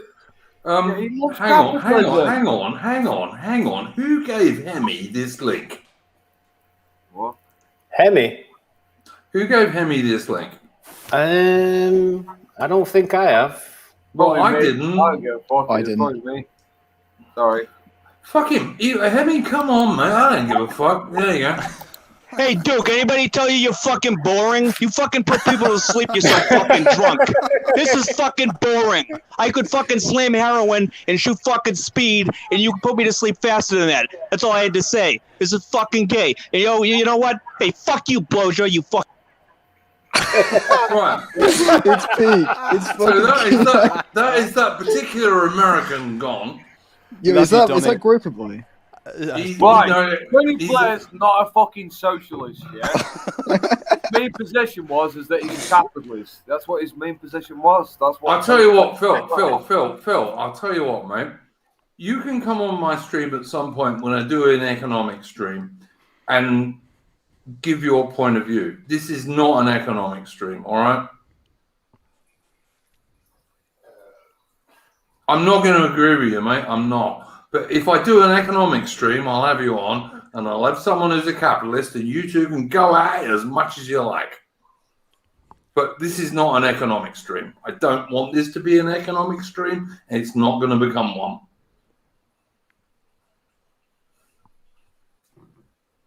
Silence. I like you, Phil. I do. I like you, mate. I consider you a mate, but I don't agree with your politics at all. And this is not an economic stream, so forgive me. I mean, it's a bit like really yeah, it's like Top Cat's pipe. Some people will say it's that guy who Top Cat uses his avatar, but you could equally say it was General MacArthur's pipe because he used one as well. So you can argue whose pipe it is. Frithwolf, Boomer Duke. No, not quite Boomer. I'm 56 today, mate. So I'm not quite a Boomer. But there we go. This is my birthday stream, believe it or not. See what fun I'm having. So anyway, yeah, I listen, I just think that I agree with what someone said earlier. Saying you're a NatSoc, a National Socialist, in UK as a nationalist today is totally counterproductive. It really is. But I have to be fair to Top Cat and say he is not one of those guys who reckons that the Austrian painter bloke never did anything bad and everything Britain always did was terrible, as Faust would have us believe.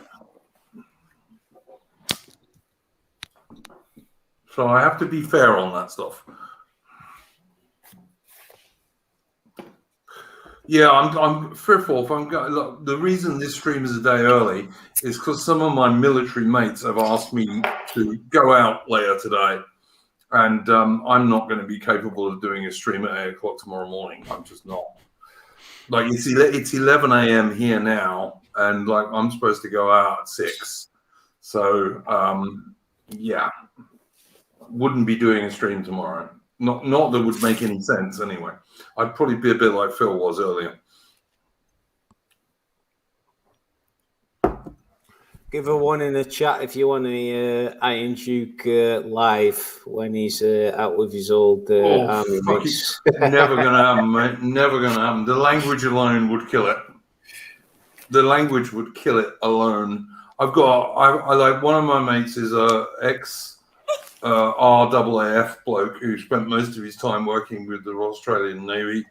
I've got 2 South African guys and a Canadian bloke who I'm going out with later, and I will be absolutely legless, guaranteed, by about 1 a.m. at the latest.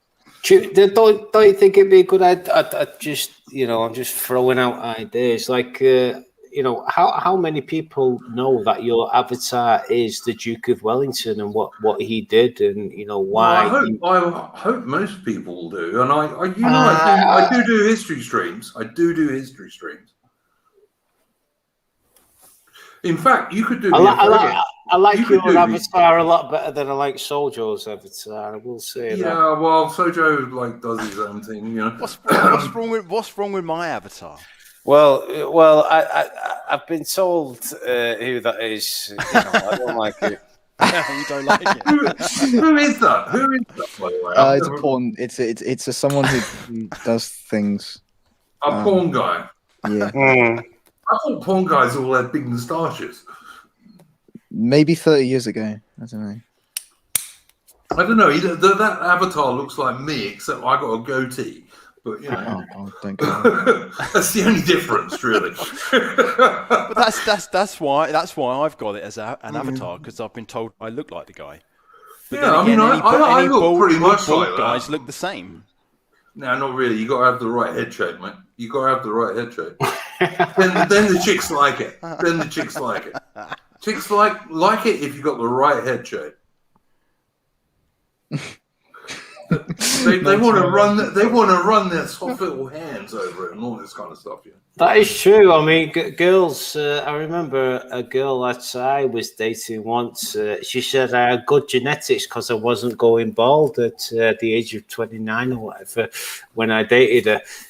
Girls check out your genetics very closely. Well, it's true. That's true. You know, Top Cat. But also, I mean, I started going bald when I was about 25, mate. And I just shaved it. I thought, fuck it, I'm going to get rid of it, you know. But and remember, if you've got male pattern baldness, that means you've got too much testosterone. Yeah, that's that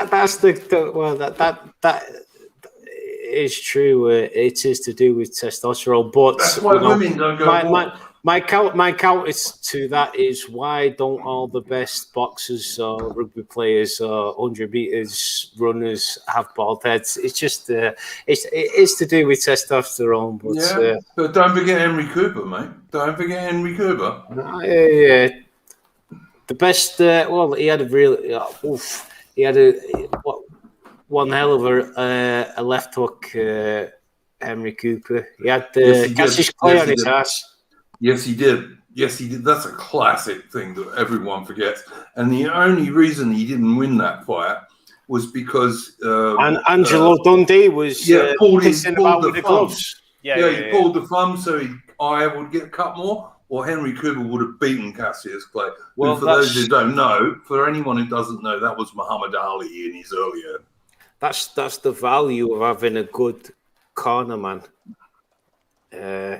Which a lot of guys don't have. You watch the pay-per-views, Dukes, these days, and they're just saying, "Oh, go out there and do," but they're not giving him real good advice. Whereas Angelo Dundee saw, this guy's in trouble here, so he pulled open the stitches in his gloves, and they gave him an extra couple of minutes because of that. It was really good. It was really good cornermanship, as it were. If anybody's looking to, learn anything about boxing, by the way, just search Teddy Atlas. He's the best boxing coach in the world alive today, in my opinion. And you can learn lots of, stuff from him. All right. So listen, guys, what I'm going to say about this is part of my support for a broad church thing. Like, I like Top Cat. I reckon he's a decent bloke. He's absolutely knows what he's talking about when it comes to boxing.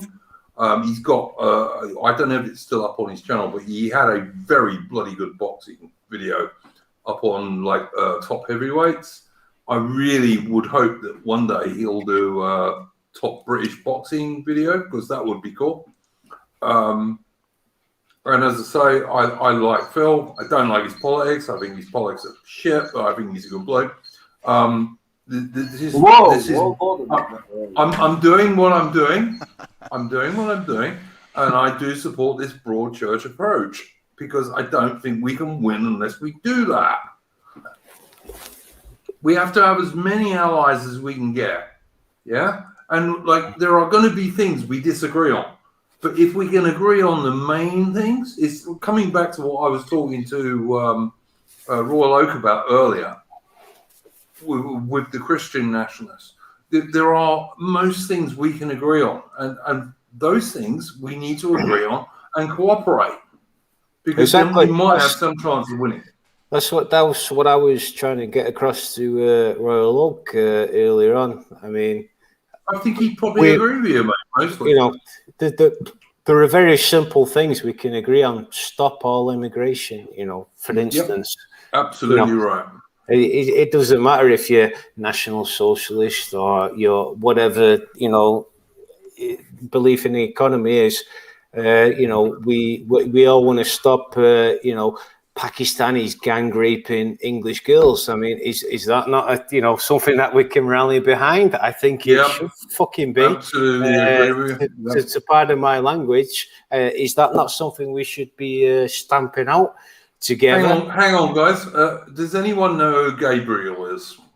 Yeah, he's one of Niall Anglo's friends, I think. He's friends with Sojo as well, I think. Yeah, I sent him the link 3 hours Okay, ago. mate, you can come on. There you go. Hello. Hello. Sorry, I just don't want any more Americans who are just going to call me a cunt. I'm definitely I'm not interested in Americans who are going to call me a cunt because this is an American channel and he wouldn't say it to my face. Oh, no, get him away, lads. Get him away. No Yanks here. No, we don't stand the Yanks. Based. Welcome, Gabriel. Hey up. How we doing? Oh, what are you drinking there, Top Cat? I'm just on a Coors Light. I got picked up a crate earlier, 20 bottles. That'll do me for the Friday night. But we were just. I just wanted to pop on Duke's stream tonight just to try and. Mate, you're welcome on my stream. Like I've got nothing against you, and as I've said many times, there are a lot of guys in the 37 who I still like. Yeah. Oh, well, I left the 37 for whatever reason, but I left. But there are plenty of people in the 37 who I still like, and I still basically support the idea of the 37 in the sense of it is pro-British and not pro-American bollocks from the 1940s. Well, that's why I'm here, really, just to I don't know, just to extend an olive branch, and just to say there's more important things than the little squabbles or whatever. The more important things are that tens of thousands of English girls are being gang raped by Pakistanis. And absolutely correct. Do you think we can fucking all get behind like that shouldn't be happening? I think we could. And I'm pretty certain, in fact, I'm 199% certain that Bruce would agree with that as well. Absolutely. Brutus, if you're out there, I like Brutus. If he wants to come back, I'd be happy for him to come back. Well, he put himself out there. He wrote this book. Yeah, all right. There's some shit bits in it. But, he wrote a book. I haven't wrote a book. I mean, I've written loads of articles, but they've all been military history, which is pretty safe stuff to write, really. And I'm absolutely 100% certain for a fourth rubbish. Brutus is as against so-called, in inverted commas, Asian, in inverted commas, grooming gangs as the rest of us are. He's just as much against that as the rest of us are, if not more than some. So I don't agree. Let's see. Gabriel, what you got to say, mate? Oh, I've got to admit, I didn't know what to expect coming on here. I've only just jumped onto the stream. I know Sojo sent me the invite ages ago, so I wasn't sure. I've heard. Is it your birthday today? It is, mate. It is. I will say absolute happy birthday to you, lad. Obviously, congratulations. Many happy. Mate, all it means having a birthday at 50. At the moment, having a birthday at 56. Have a see what was going on. Mate, having a birthday at 56 just means you keep getting a year older. It means nothing until Duke posts your entropy in the chat. Don't have one, mate. Don't have one. Chad. But yeah. Well, what I'll do, I'll raise a glass. I'll raise a glass right now to you and say cheers. Another year.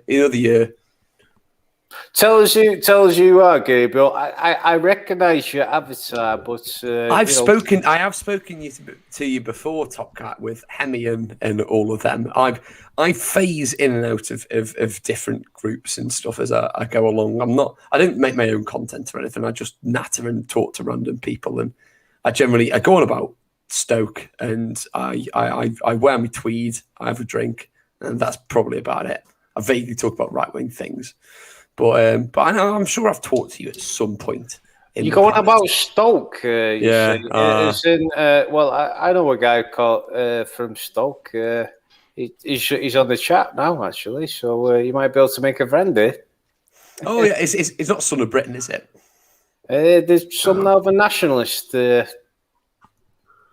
He's from that. He's from that neck of the woods. There's a few of us about, really. I mean, it's a good traditional working class area. Is Stoke? We've got there's quite a few good lads about that I've met and grown up amongst, and it's a decent place. It's a decent place. There's a lot of good potential about it. Like most places in this beautiful country. It's just somewhere that's been hard done by over the past, crikey, like 100 years maybe, or at least for the past sort of 60, 70 years. Well, absolutely. You know, the working class of many towns have been hard done by. What brings you onto the Duke stream tonight then? Oh, I just want to Sojo invited me on, and I've talked to Duke before, along with Cappy and other people before. Yeah, we've you know what's really cool about this stream, by the way, gents, is that we have Englishmen from nearly every corner of England on this stream today, from the south to the north. Oh yeah, we've got dirty Southerners like Sojo. We thought we were in up the place, and me, and then and you, and then we've got I suppose I'm technically. It depends how you divide the country. Midlands, technically Midlands, yeah, but very more northern. I feel like Stoke's a very northern place in the Midlands. Really, it's not quite just because obviously we have a very weird accent around here, and it doesn't really fit into all of these categories. But obviously we get lumped in with like the Black Country, which we're not really the Black Country. I just think it's cool when we can get Englishmen from all over England, and most of us, most of the stuff we think about, we mostly agree on. And the thing is, even if we don't agree, it doesn't matter because the whole overarching principles and ideas, at least we have some sense of understanding of each other's positions, and. Well, that's what I was just getting at. You know, I use quite an extreme example, but you know, do we all want to stop Pakistanis raping English schoolgirls? Which, of course, we do. Just as you know, it's very headline grabbing or whatever. But yeah, we fucking do. We want to stop that, and how do we stop that? Well, we stop them fucking coming in, and we deport all these people that are doing that. That to us, but it's just the incidentals or whatever in terms of how should the economy be run? We can sort that out after young English girls stop getting gang raped by Pakistanis. Yeah. And when we stop the constant downward pressure on wages, especially for lower skilled guys, and we stop the constant upward pressure on housing costs for ordinary British families. So that's my view. That's my absolute view. I'll send you something, Duke. It was posted on the 37 group, but it's just awful. It's the average house price versus the average wage versus somebody that lives in the UK, and it's like 1950, 1960, 1970, 1980, all the way to today, and just how it's changed in terms of they used to be able to afford a house with like 4 years wages, and then it was 10 years wages, and now people just can't afford it at all. It's terrible. It's one of those things. Luckily, where I am is one of the few areas in the whole country where if you're on minimum wage, you can afford to have a mortgage and still work and live a normal life, which is a rarity. There's less than 10 places in the country where you can actually do that. Yeah, and it's a travesty. And then you have that on the back of the moment is that the government isn't building houses. These new builds they're getting built are like 400, 500k for a property. They're like 4 bedrooms, which isn't what people are looking for. It's, you know, first-time buyers, recently married, young They're couples. dreadful quality as well. Dreadful. And they really are. But the thing is, what you find is that the companies that build them have gone out of business within the 10 years for the house to settle down and obviously relax to its foundations. And then, well, they can't sue anyone because the company doesn't exist that built it anymore. But then in addition to that, we're having however many thousand people from Hong Kong who are going to have interlinked CCP spies in amongst them. They're going to try and subvert Britain more than they are already. Well, the argument there is, but it'll increase GDP. Oh, because that's all that matters, isn't it? Is that all that matters is consume product and we have more product. It's not the quality of life. It's not, you know, the moral and spiritual progress of the British people. It's not the fulfillment of family life within Britain. It's just, there's more money and more things. And it's like, well, most of the money doesn't filter down to normal people to begin with. There's an underclass being created from what used to be the working class.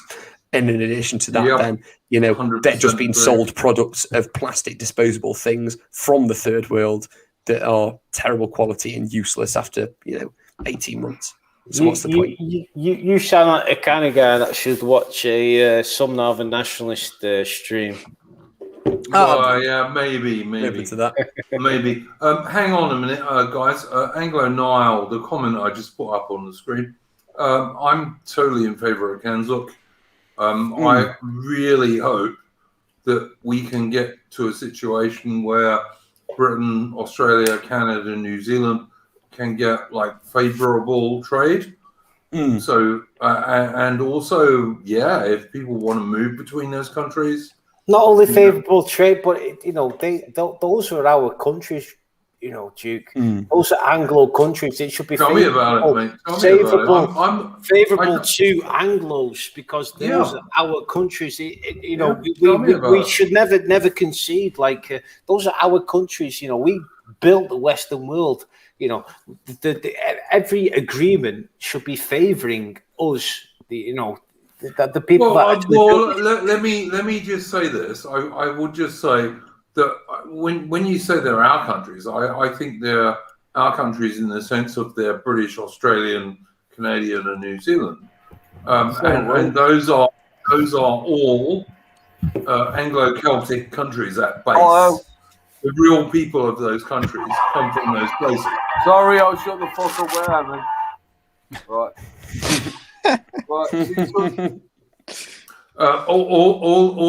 The Anglo-Celtic people built those countries, and they're the best people in the world. So, yeah, absolutely. I hope Kanzuk works. I really do.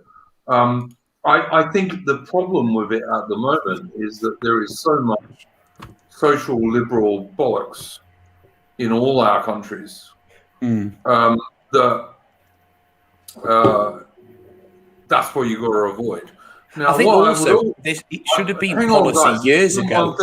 One thing, I would normally cut this stream pretty now, but I'm not going to because we've got 37 people watching us at the moment. But what I am going to do is after Gabriel has finished his point, I want to hear what Sojo's got to say. So, Gabriel, carry on. My thought was going to be that we never should have gone into the Eurozone in the first place, obviously. Totally and agree. We should have focused on Kanzuk years ago. Yep. It's good that it's been revived now. I worry that it is a too soft a policy too late. We should have gone hard into it in the dying days of the British Empire and the upcome of the EU, that we should have set up a rival trading bloc and mutual intelligible and trade group and immigration group then that could have been like a strong power within the world. And that I worry that we've missed the opportunity, but also if we at least have a chance to do it now, it's probably better than nothing because I've been to Australia, absolutely fantastic, beautiful people, fantastic country. Not been to Canada or New Zealand, but from what I've heard from people who have been, also fantastic. And I would, there are our people. They're always going to be. We have a shared history and destiny. And shared a lot of blood too, and a lot of wars. Oh, exactly. 100%. Don't you think that you're assuming that a lot of Like the problem with capitalism is that people literally, and under capitalism, that people literally don't give a fuck about nationalism. They give a fuck about their own self-interest, don't they? I think you might be right, Phil, and I will happily have you on another stream about that. Okay. Sojo, what do you reckon about that stuff, mate? Because I know your takes are usually a bit different from some of ours. What about what? I sort of zoned out there a bit, to be honest. Kanzok and all that stuff. Yeah, I mean, Come on, Sojo, just agree with me. yeah, so it's a good idea if you can get it to happen, but I don't think it will. So, you know, yeah, I think free trade between, you know, the old Commonwealth is a great idea. Why wouldn't anybody be for that? Yep, I agree with that totally. My God, that must be the first time I've ever totally agreed with Sojo. But anyway, Sojo generally makes his points, so most people don't agree with him. But I reckon a lot of people don't notice that. But there we go. He's a good lad. He's a good lad, our Sojo. I don't think he's bad. That's why he's a regular on my stream. I actually like Sojo, but I reckon he deliberately makes most of his points to make people not agree with him. I think he likes reason. the intellectual competition. Yeah, he just likes a row, basically. But I mean, you know, he's a good lad. I mean, look at his Borgoth profile at the moment. I mean, obviously, I really like Sojo when he made that 37 video, which you can't find. Fantastic, obviously. You can't find it. He set up a movement that grew beyond him and then kicked him out. But you can't find it anymore. I know. True, Duke. That's not true. It's back live. It's been live for a week now. Oh, well, please send it to me on Discord, Sojo, because I want it on Should we have a live watch? I want it on my Minds. I want it on my Minds channel. Yeah, go on, we can watch it. We can watch it. Sojo, put it on. The channel. So you'll be welcome back in the 37 if you know. I would have come back, but when I rage quit and then everybody starts shitting on me, it's like, oh, I don't think I can come back now.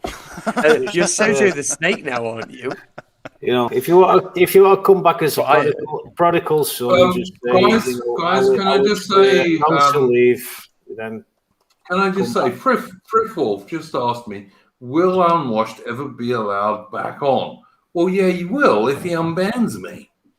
Did you have Unwashed on? I think I've. Yes, I did. Yes, I did.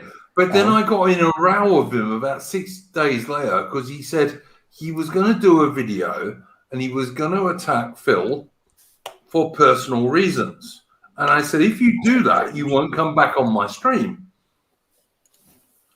And he banned me. So there we go. And at the time, Phil was having issues, personal issues, that had absolutely nothing to do with nationalism or anything else. And that was what I was talking about. But I think Unwashed was so dim, he didn't even work it out. Oh, he's not the brightest spark. I mean, Phil asked him to define some simple terms such as... he did. But I wasn't interested in that because, if you want to argue with Phil about politics, that's fine. He wanted to... I got the impression... Top Cat, sorry. I got the impression that what he wanted to do was slag Phil off for some of his personal life, which is nothing to do with anything. Yeah. That's why I got annoyed with him. The thing is, if you're ever going to call somebody, oh, you're a national socialist or you're an authoritarian, you have to be able to, if they, turn around and say, well, what's a national socialist and what's an authoritarian? You have to be able to, define those terms for them. Yeah, you can't just call somebody. You maybe do, but you're making this much more complicated than it was. It was like Unwashed wanted to, as far as I understood, Unwashed wanted to slag off Phil when he was in a bad personal situation that had nothing to do with nationalism, had to do with women and all this bollocks that we all have to deal with. That's why I slagged off Unwashed. It had nothing to do with politics. it was about women and shit, you know? Because Okay. women do, they just do, as all men know. So forgive me for that. But anyway, if it's available, Sergio, come on. Well, Duke, I'll just say, because it's the first time, you know, myself from the 37 or whatever, Soul Joe, Royal Oak, and, you know, anyone else, just, you know, pop on over when you can. We're a friendly bunch of lads. We all believe, you know, like I say, we all believe in, you know, I think this, you know, the same things. We want to stop Pakistanis gang raping English girls and, you know, stuff like that. And we have particular, you know, differences, you know, National Socialism or, you know, however the country could be run once we win power. But you know, the reason I came on here was tonight, Duke, was to sort of try and extend some sort of an olive branch to people who think, you know, they're disconnected from, you know, my particular group being, you know, the 37. You know, and we're, you know, we all want the, you know, the same thing ultimately, which is the British people to determine their own future. So that's why I came on here tonight, Duke. Yeah, I agree, mate. Well, really just out of respect to you as well, Duke. You know, I agree, mate. I totally agree. You know, I came on here. I agree. I've got no problem with any of that. Sergio, let's play this 37 video, please, that you say is now available. Oh, I've sent you the you sent me the link. Where did you send it? I sent you the link on Discord. Did you? Thanks, mate. I'll go there immediately. Thank you. I renamed the channel as well. Keith Woods is a gimp. Yeah, okay, I see that. What did you rename it to, Sergio? Keith Woods is a gimp. Well, yeah, I kind of agree. But yeah, hang on. Let's see if I can do this. This is like really pushing my boomer skills. Why did you do Hang on. Where are we? Where is this video? I haven't seen it yet. Right. Can we all admit that capitalism led to globalism? Oh, absolutely, mate. Okay, good. Hang on, I've got the video. Oh, yeah, there we go. That's the one. Thank you. All right, we're going to play this video because I really like it. Okay. A return home, Sergio. Home to the 37 gang.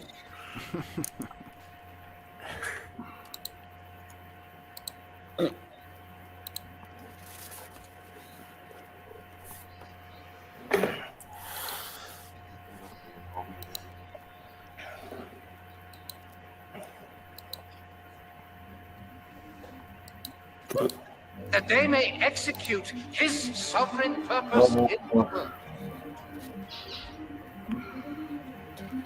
The victories you will have over the heathen are the victories of the nobler soul in man. God save the Queen! God save the Queen!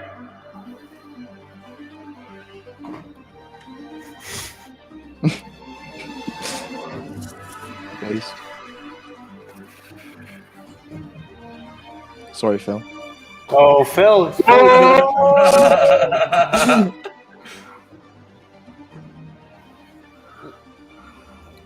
Well, this was when Soldier was based, when he had fucking standards. No women. That is the most important one. I think Soldier went a bit soft.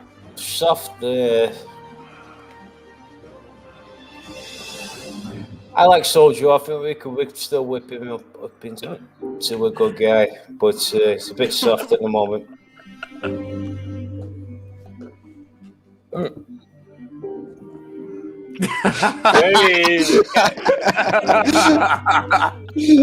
Well, that was right. Get rid of him.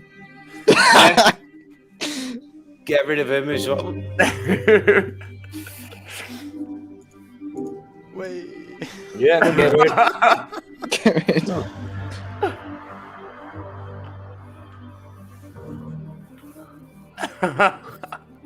He's got a eunuch girlfriend now.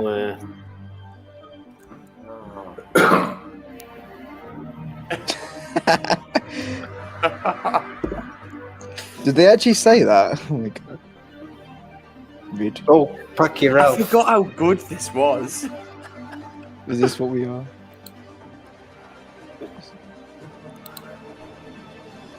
What do you know about what you are?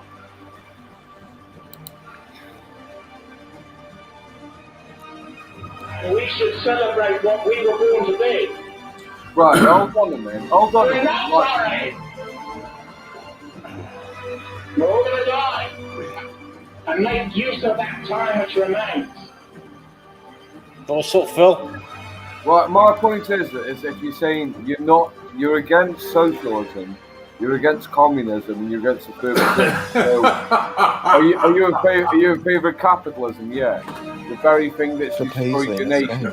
This is not the original video. Based. So anyway. We're all fucking pro capitalism. Cromwell cringe. Sorry. Fucking gay, man. Imagine being pro Cromwell. Fuck the Irish. This is not the original video. Guys. That is the original video. Yeah. No, it is not. It is. No, it's not. Yeah, I don't know about pro Cromwell. I don't know about pro fucking Hobbes either. Like Hobbes was a materialist, wasn't he? Hobbes This was a ain't the original video, guys. It's a good video, but it's not the original one. Yeah, but Hobbes was a materialist. Hobbes believed that he didn't believe in morality or God, did he? Okay, that's not the original video. Right, okay, guys, I've got to okay. say. Let's put It's Sojo not. on the back foot. Defend your position, Sojo, on why you included these people. Well, Because why the- did you include Cromwell? Cromwell. Cromwell because it pisses off the Irish.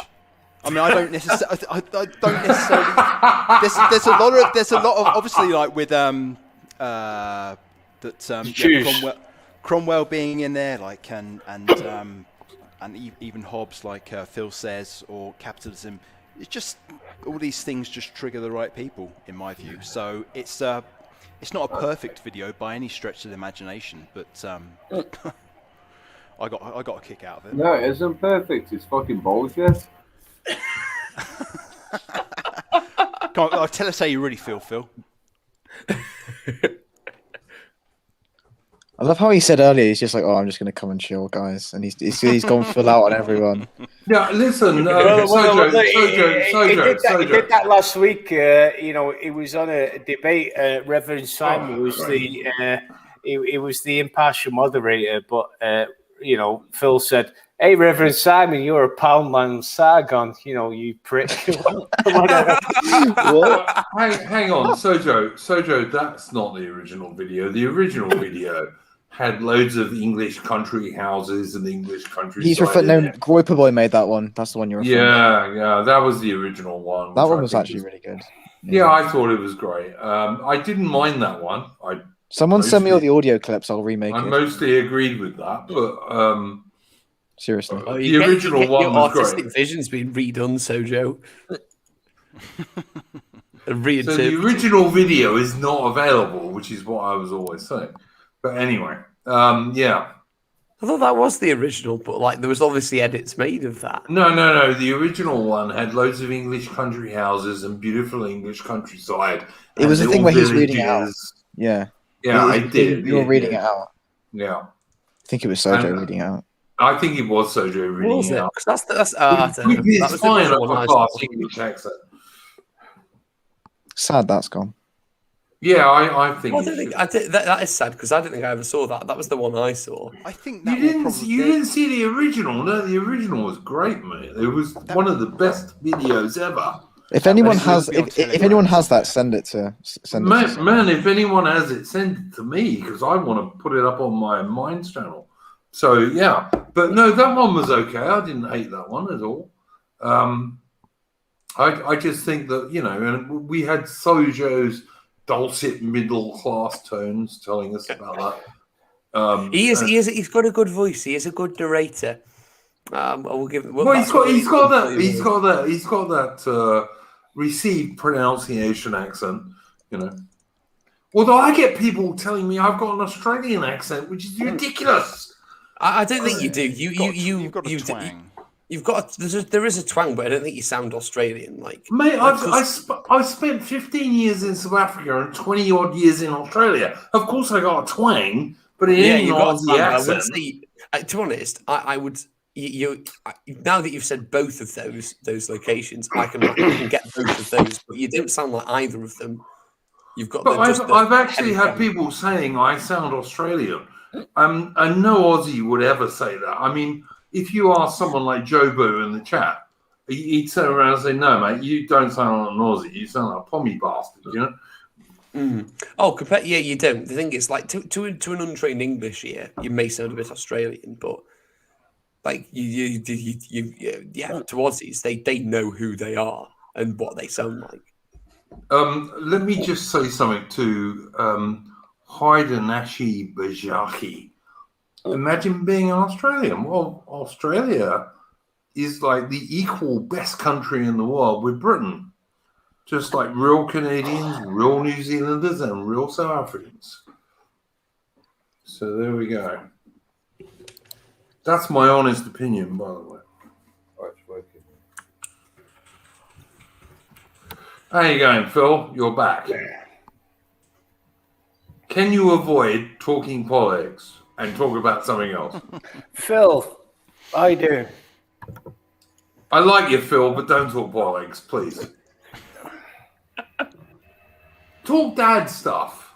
I've not met Phil before, so pleasure to meet you. Phil's cool. Phil's cool. He's a great dad. What are we talking about? Well, Phil's cool because he's a great dad. And like, you know, all us nationalists, we talk about having families and doing all this stuff. Well, actually, Phil walks the walk. That's why I like him. Yeah. He walks the walk. He's a dad. Phil's, Phil's streams, if you follow his channel, every now and then his daughter, who's 12, or is she 12, Phil? Yeah. She'll come in and start bullying Phil, which is but only up to a point. Only up to a point. She's like, Dad, get off the internet. You're only streaming. Yeah, but she'll only bully him. She'll only bully him up to a point.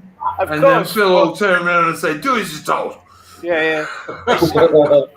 Of course, but it's good to see that she's got that confidence about her.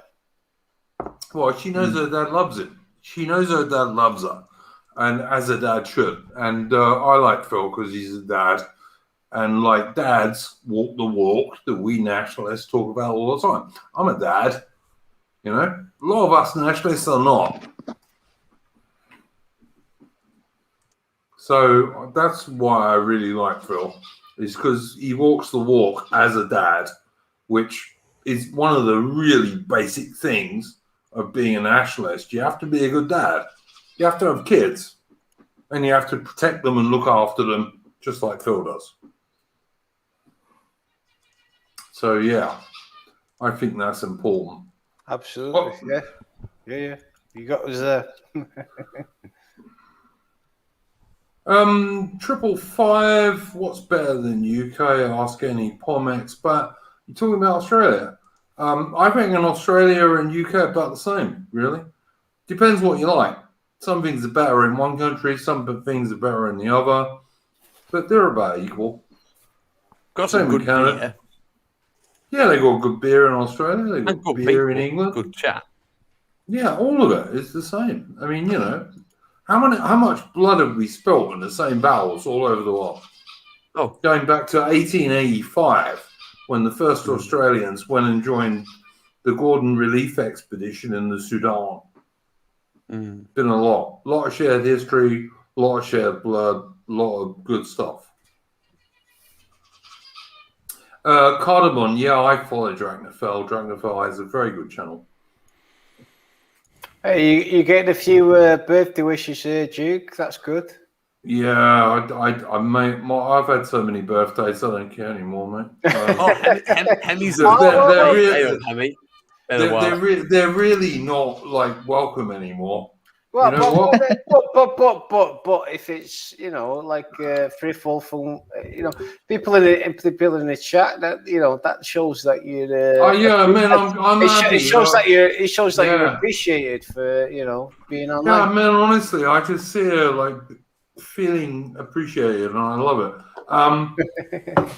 Like, honestly, when you get to my age, I'm fucking 56 today, man. How do you feel? Do you feel like you passed it, or what? Man, I've been past it for at least 4 or 5 years, probably. What are you going to do about that? Nothing. I'm just going to get older and older and worse and more. That sounds. I don't know. That sounds a bit defeatist. I mean, you're going to get back to Is the gyms open in Australia or what? That sounds. I'm sure they are, but I don't need one. I can still fit in. Like, I'm 56 and I can fit into the uniform I wore when I was 18 if I wanted to. That's good, but well, okay, that's good. That's good. I'll give you that. I mean, listen, it's like you get to a certain age. When I was like under 30, I could never imagine being over 50. When I was under 40, I could never imagine being over 55. Triple five. Happy, 81st to your mum. That's fantastic. By the way, I don't know, man. Honestly, it's like an age I never thought I'd get to.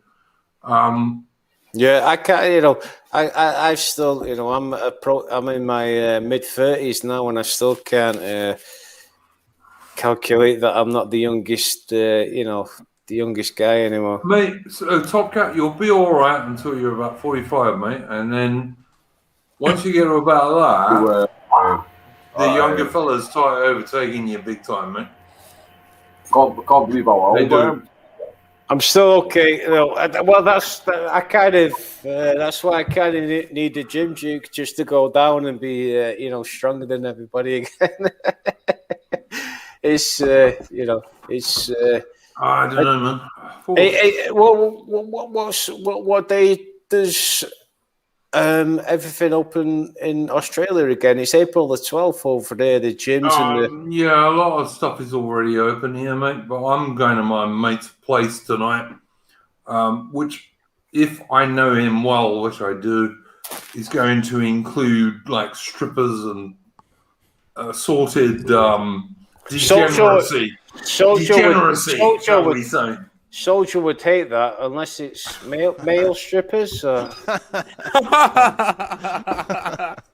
this is going to be a military pie. Trust me, there will be no male strippers. I don't know, man. I sometimes at this age, I sometimes get why you're still here. What? Just have a good. Get yourself a couple of drinks and have a good time. Yeah, no, I will, but I do. I sometimes think, what the fuck are you still here for? Like, my son is 25, his career's going on, blah blah blah. If I wasn't doing this, I don't know why I'd bother being around at all. To be honest, if I wasn't trying to make Britain survive, which is like pass on a bit of knowledge. Well, you've got Britain's always been the most important thing in my life. Like, that's my tribe. Well, it's my tribe. Well, if I wasn't doing this, I don't know why the fuck I would still be breathing in many respects. Yeah. I really don't. Because your son's sort of taking care of himself. While you've got fucking me and Phil and Royal Oak, everybody's tuning in. No, man, I have some good mates. I do have good mates. I do. I have some good mates. But I still, I'm not able to do what I used to do, what I did all my life. And you kind of look at it now, and you think, well, what fucking good can you do? And almost the only good I do, I hope anyway, is this. You know, it's this. Well, I appreciate the streams, definitely. I know that Frith Wolf does. You got a fuck you, Duke. The world would be a worse place without you. So I don't know if that's an insult. I don't know if that's an insult or a compliment. No, it'd probably be better, really. You know. But yeah, I don't know. All right, guys, we're going to do a go around, and then we're going to shut this down. We're going to do a go around. We're going to, first of all, do Northeast Forklift Driver, which I'm pretty sure is Sojo. Sojo, final thoughts.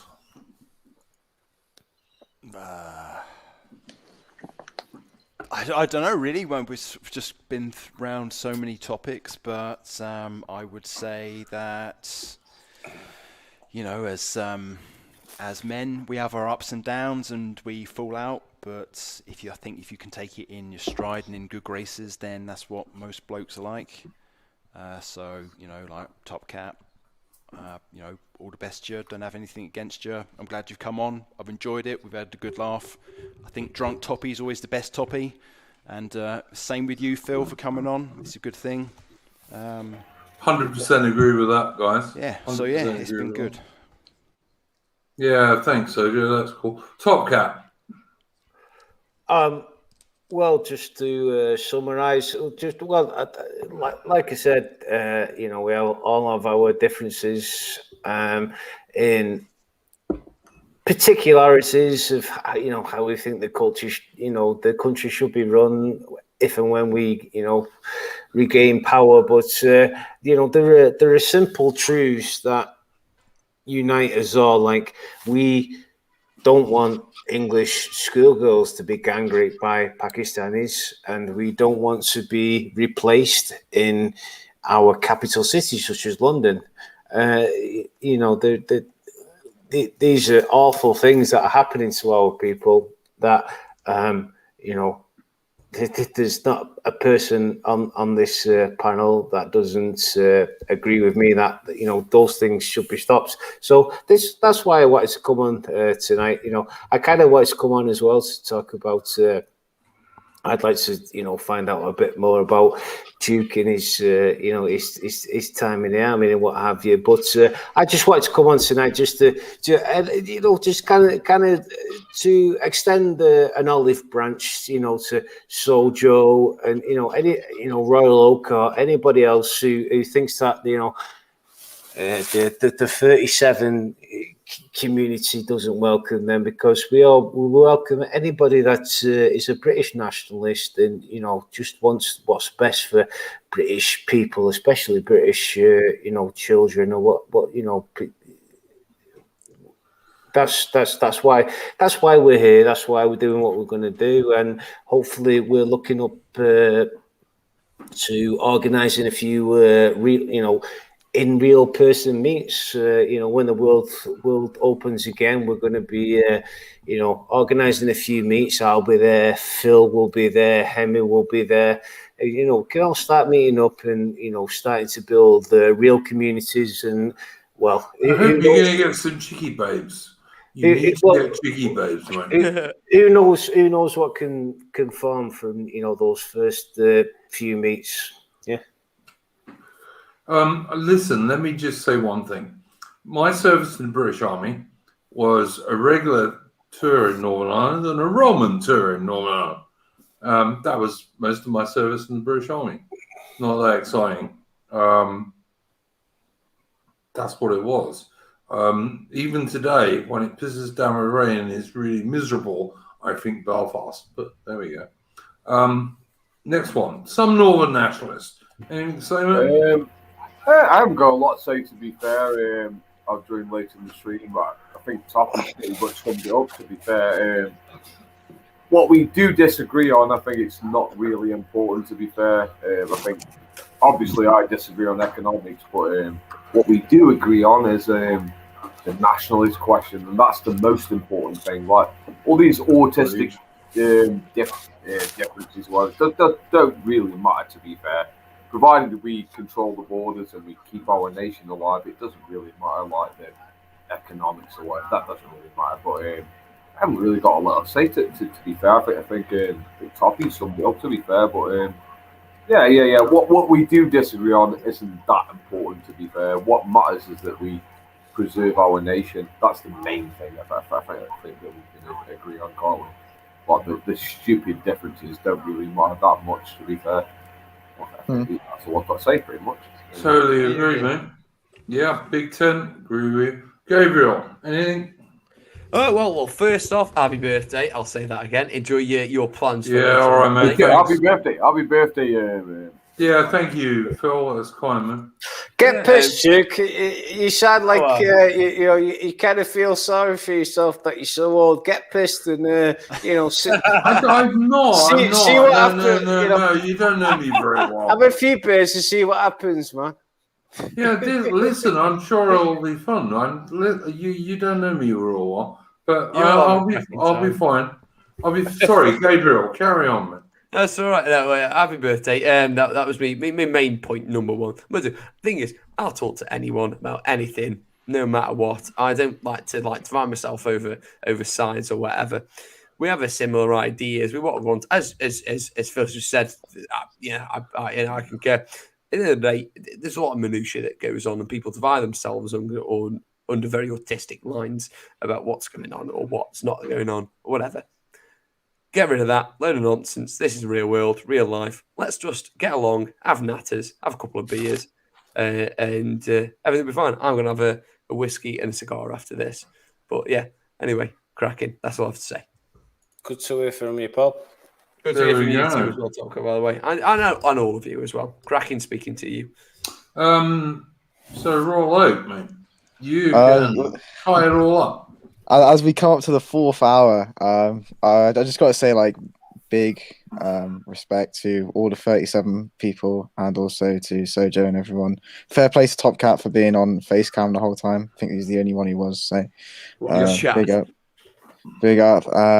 I don't know. Yeah, stop the infighting. God has endowed the British race with a worldwide empire that they may execute his sovereign purpose in the world. The victories you will have over the heathen are the victories of the nobler soul in man. God save the Queen. 100%. God save the Queen. And that was God save the Queen and rule Britannia. Yeah. Sub to my channel. I've got a video coming tomorrow. It'd be nice. Cheers. All right. Since Royal Oak has reminded me about shilling, I am going to have a Old Commonwealth stream later this week. I'm not sure what day because it depends when Jobu and my Canadian mate can come on. So, but we are going to have one of those later this week. And as always, I am going to end us on a tune, and this is a really good one. So I advise everyone to listen.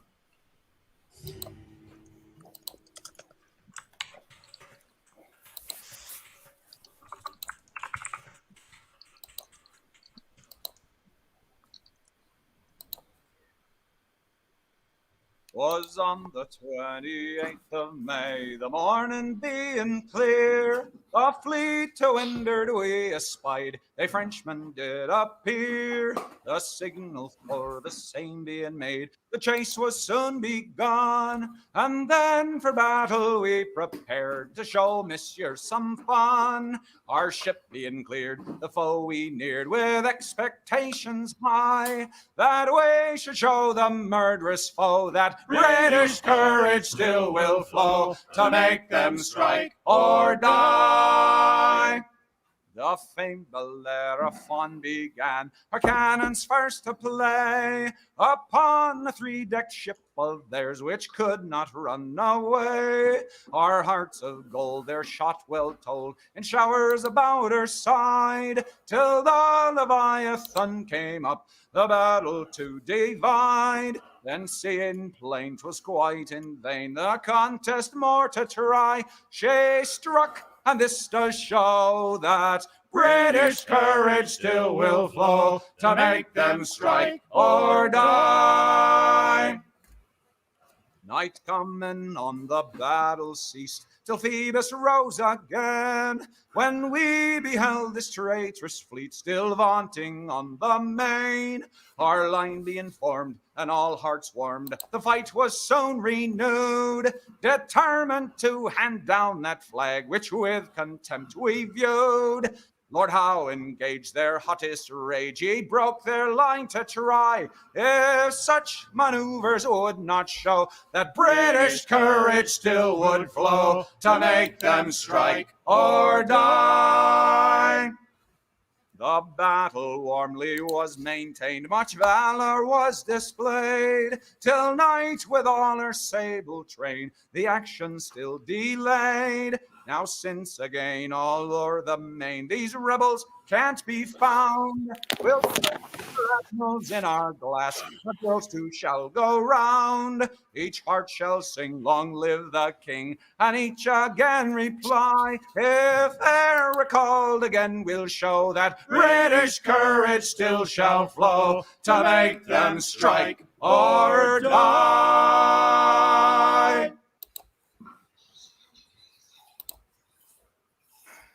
So there we go, guys. That was the 1st of June, which is a song about the glorious 1st of June, which was one of many, many battles that the Royal Navy won against the French and the Spanish, and just for Faust, the Dutch. So there we go. Good evening. Thanks for joining us. We'll be back next week at our usual time, which is Saturday night UK time and Sunday morning Australian time. And also, just to let you know, that at some stage this week there will be another Old Commonwealth stream with me and some Australians, Canadians, and hopefully New Zealanders. So thanks for joining us. Good evening, guys.